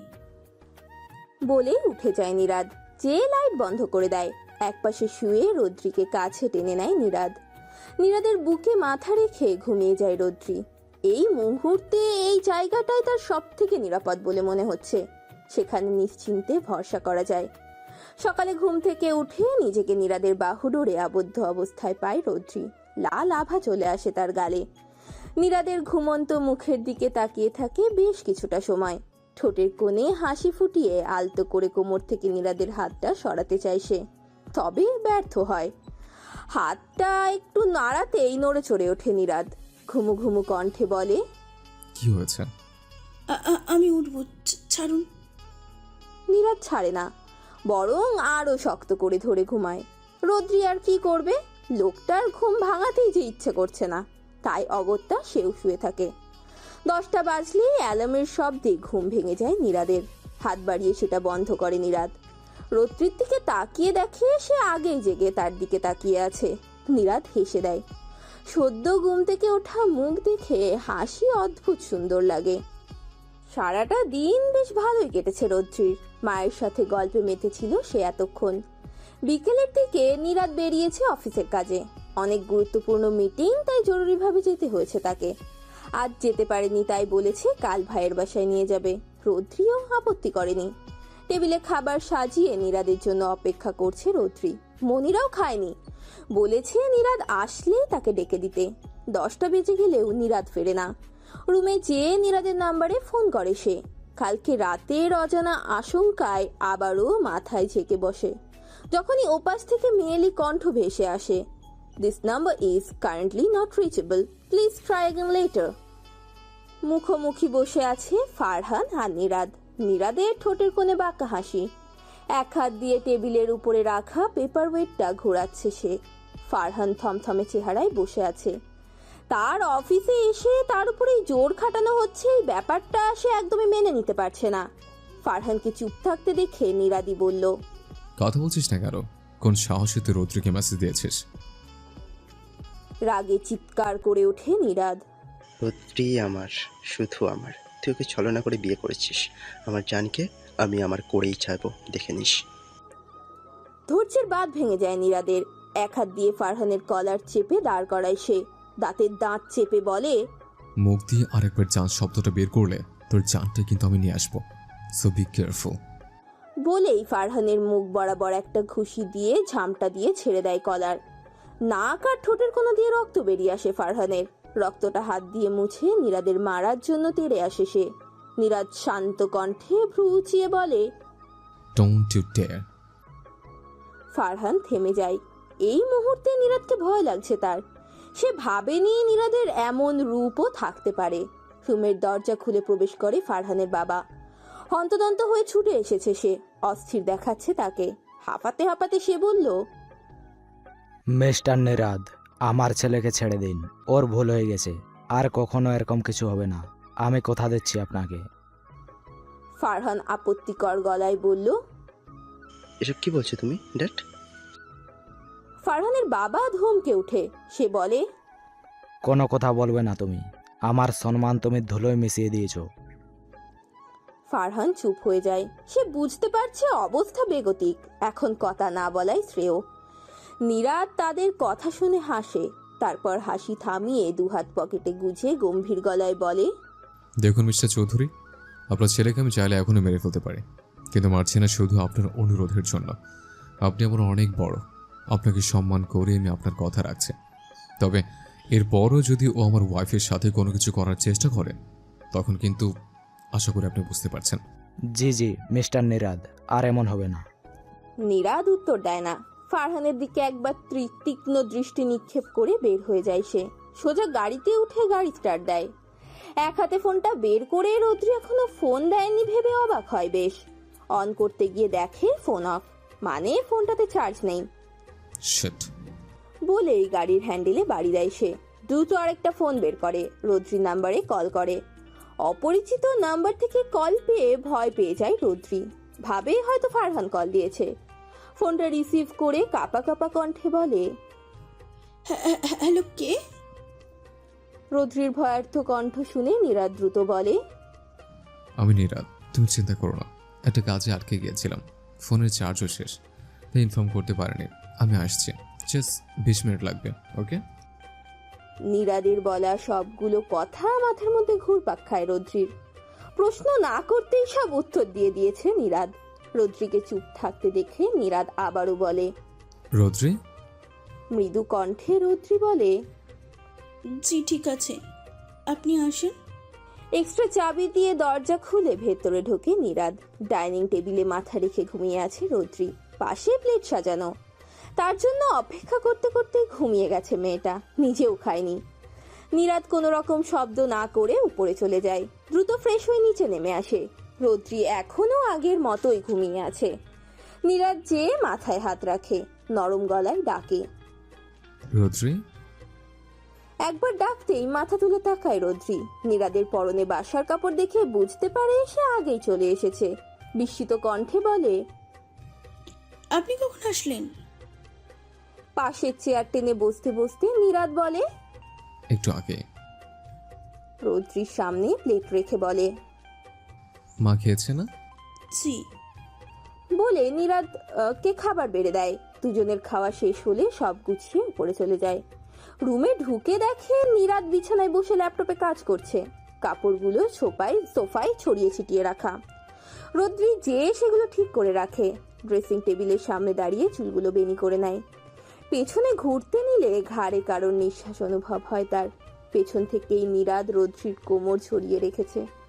রৌদ্রির উন্মুক্ত কাঁধে ঠোঁট ছোঁয়ায় সে।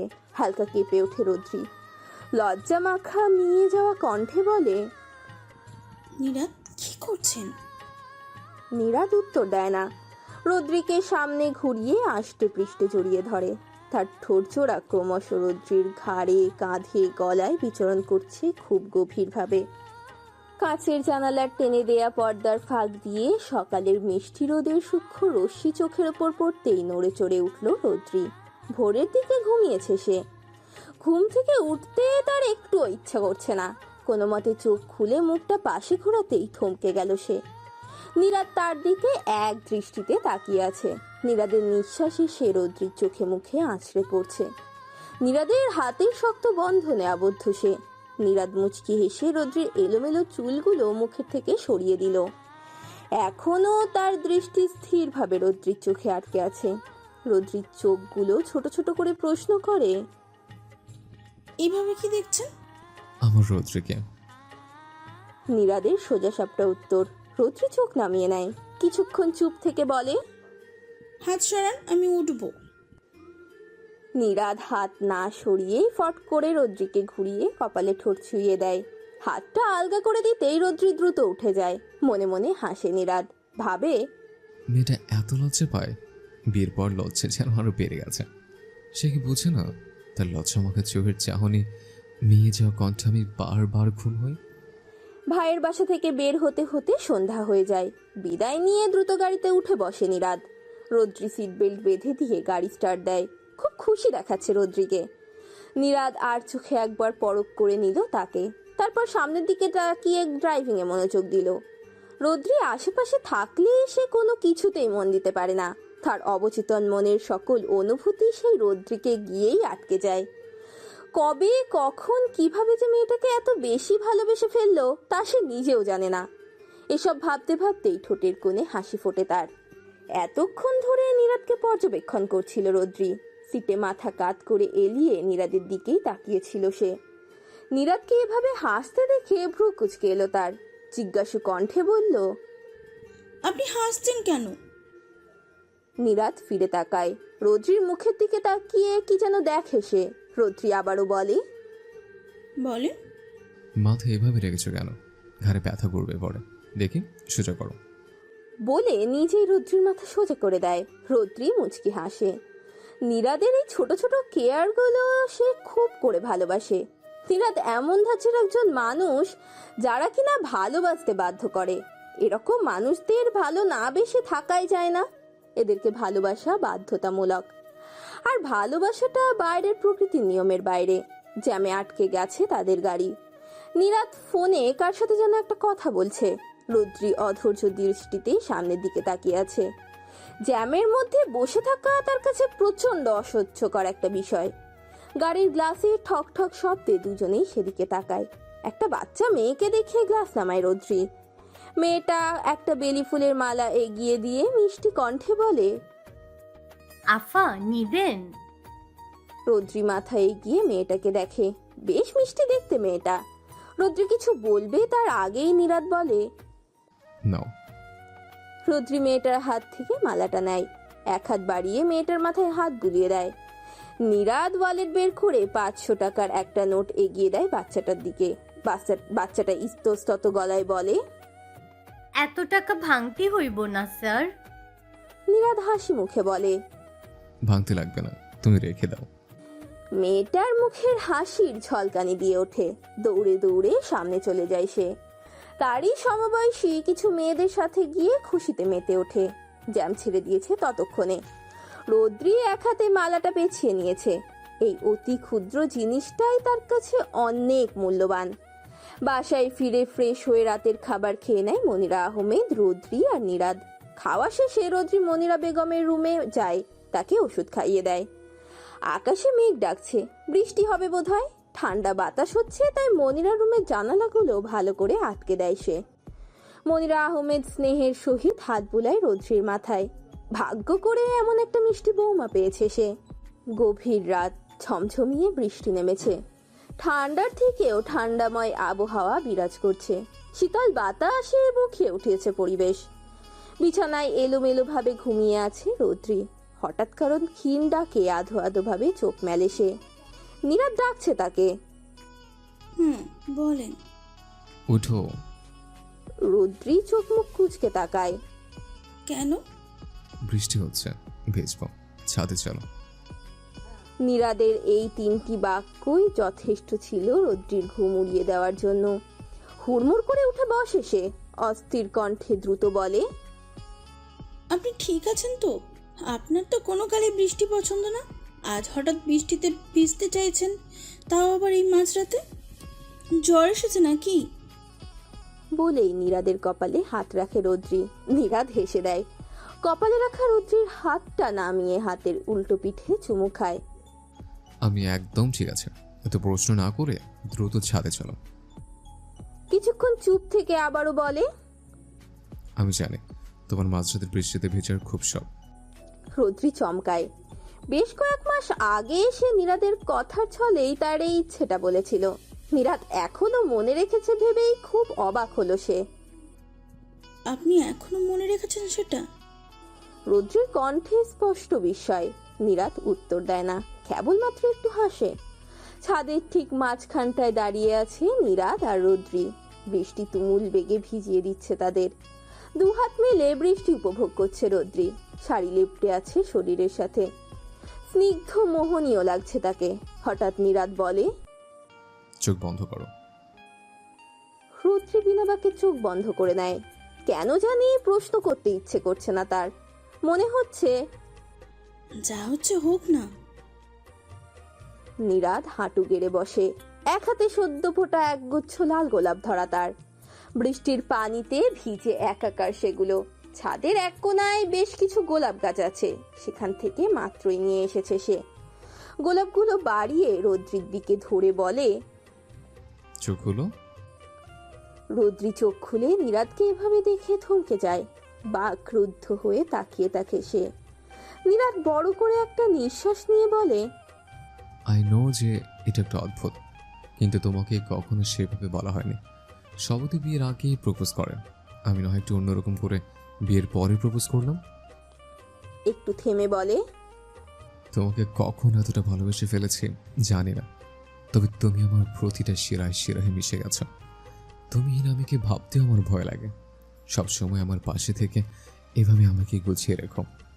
এই এক গুচ্ছ ভেজা গোলাপের সঙ্গে আমার ভালোবাসা গ্রহণ করো প্রিয়। রৌদ্রির চোখ দিয়ে নোনা স্রোত বেয়ে পড়ে। বৃষ্টির পানির সাথে মিশে যায় সেই পানি। কাপা হাতে ভেজা গোলাপগুলো নেয় সে। নীরাদের পাগলামিতে আজ বিস্মিত সে। নীরাদ দাঁড়িয়ে যায়, দুহাতে কোমর জড়িয়ে কাছে টেনে নেয় রৌদ্রিকে। নেশা ভরা কণ্ঠে বলে, তোমাকে আমি সুস্থ মানুষের মতো ভালোবাসতে পারবো না। তোমাকে আমি সুস্থ মানুষের মতো ভালোবাসতে পারবো না, কারণ আমি তোমাকে পাগলের মতো ভালোবাসি। রৌদ্রি লজ্জায় নীরাদের বুকে মুখ লুকায়। লোকটা সবসময় তাকে লজ্জায় ফেলে। নীরাদ 2 হাত রৌদ্রির 2 গালে রাখে। রৌদ্রির মুখটা বুক থেকে উঠিয়ে নেয় সে। শীতে রুদ্রির ঠোঁটগুলো থরথর করে কাঁপছে। রুদ্রির কাপা ঠোঁটে ঠোঁট মিলিয়ে দেয় নীরাদ। পরম আবেশে চোখ বন্ধ করে ফেলে রুদ্রি। বৃষ্টির বেগ ক্রমশ বাড়ছে, সেই সাথে বাড়ছে তাদের ভালোবাসার গভীরতা।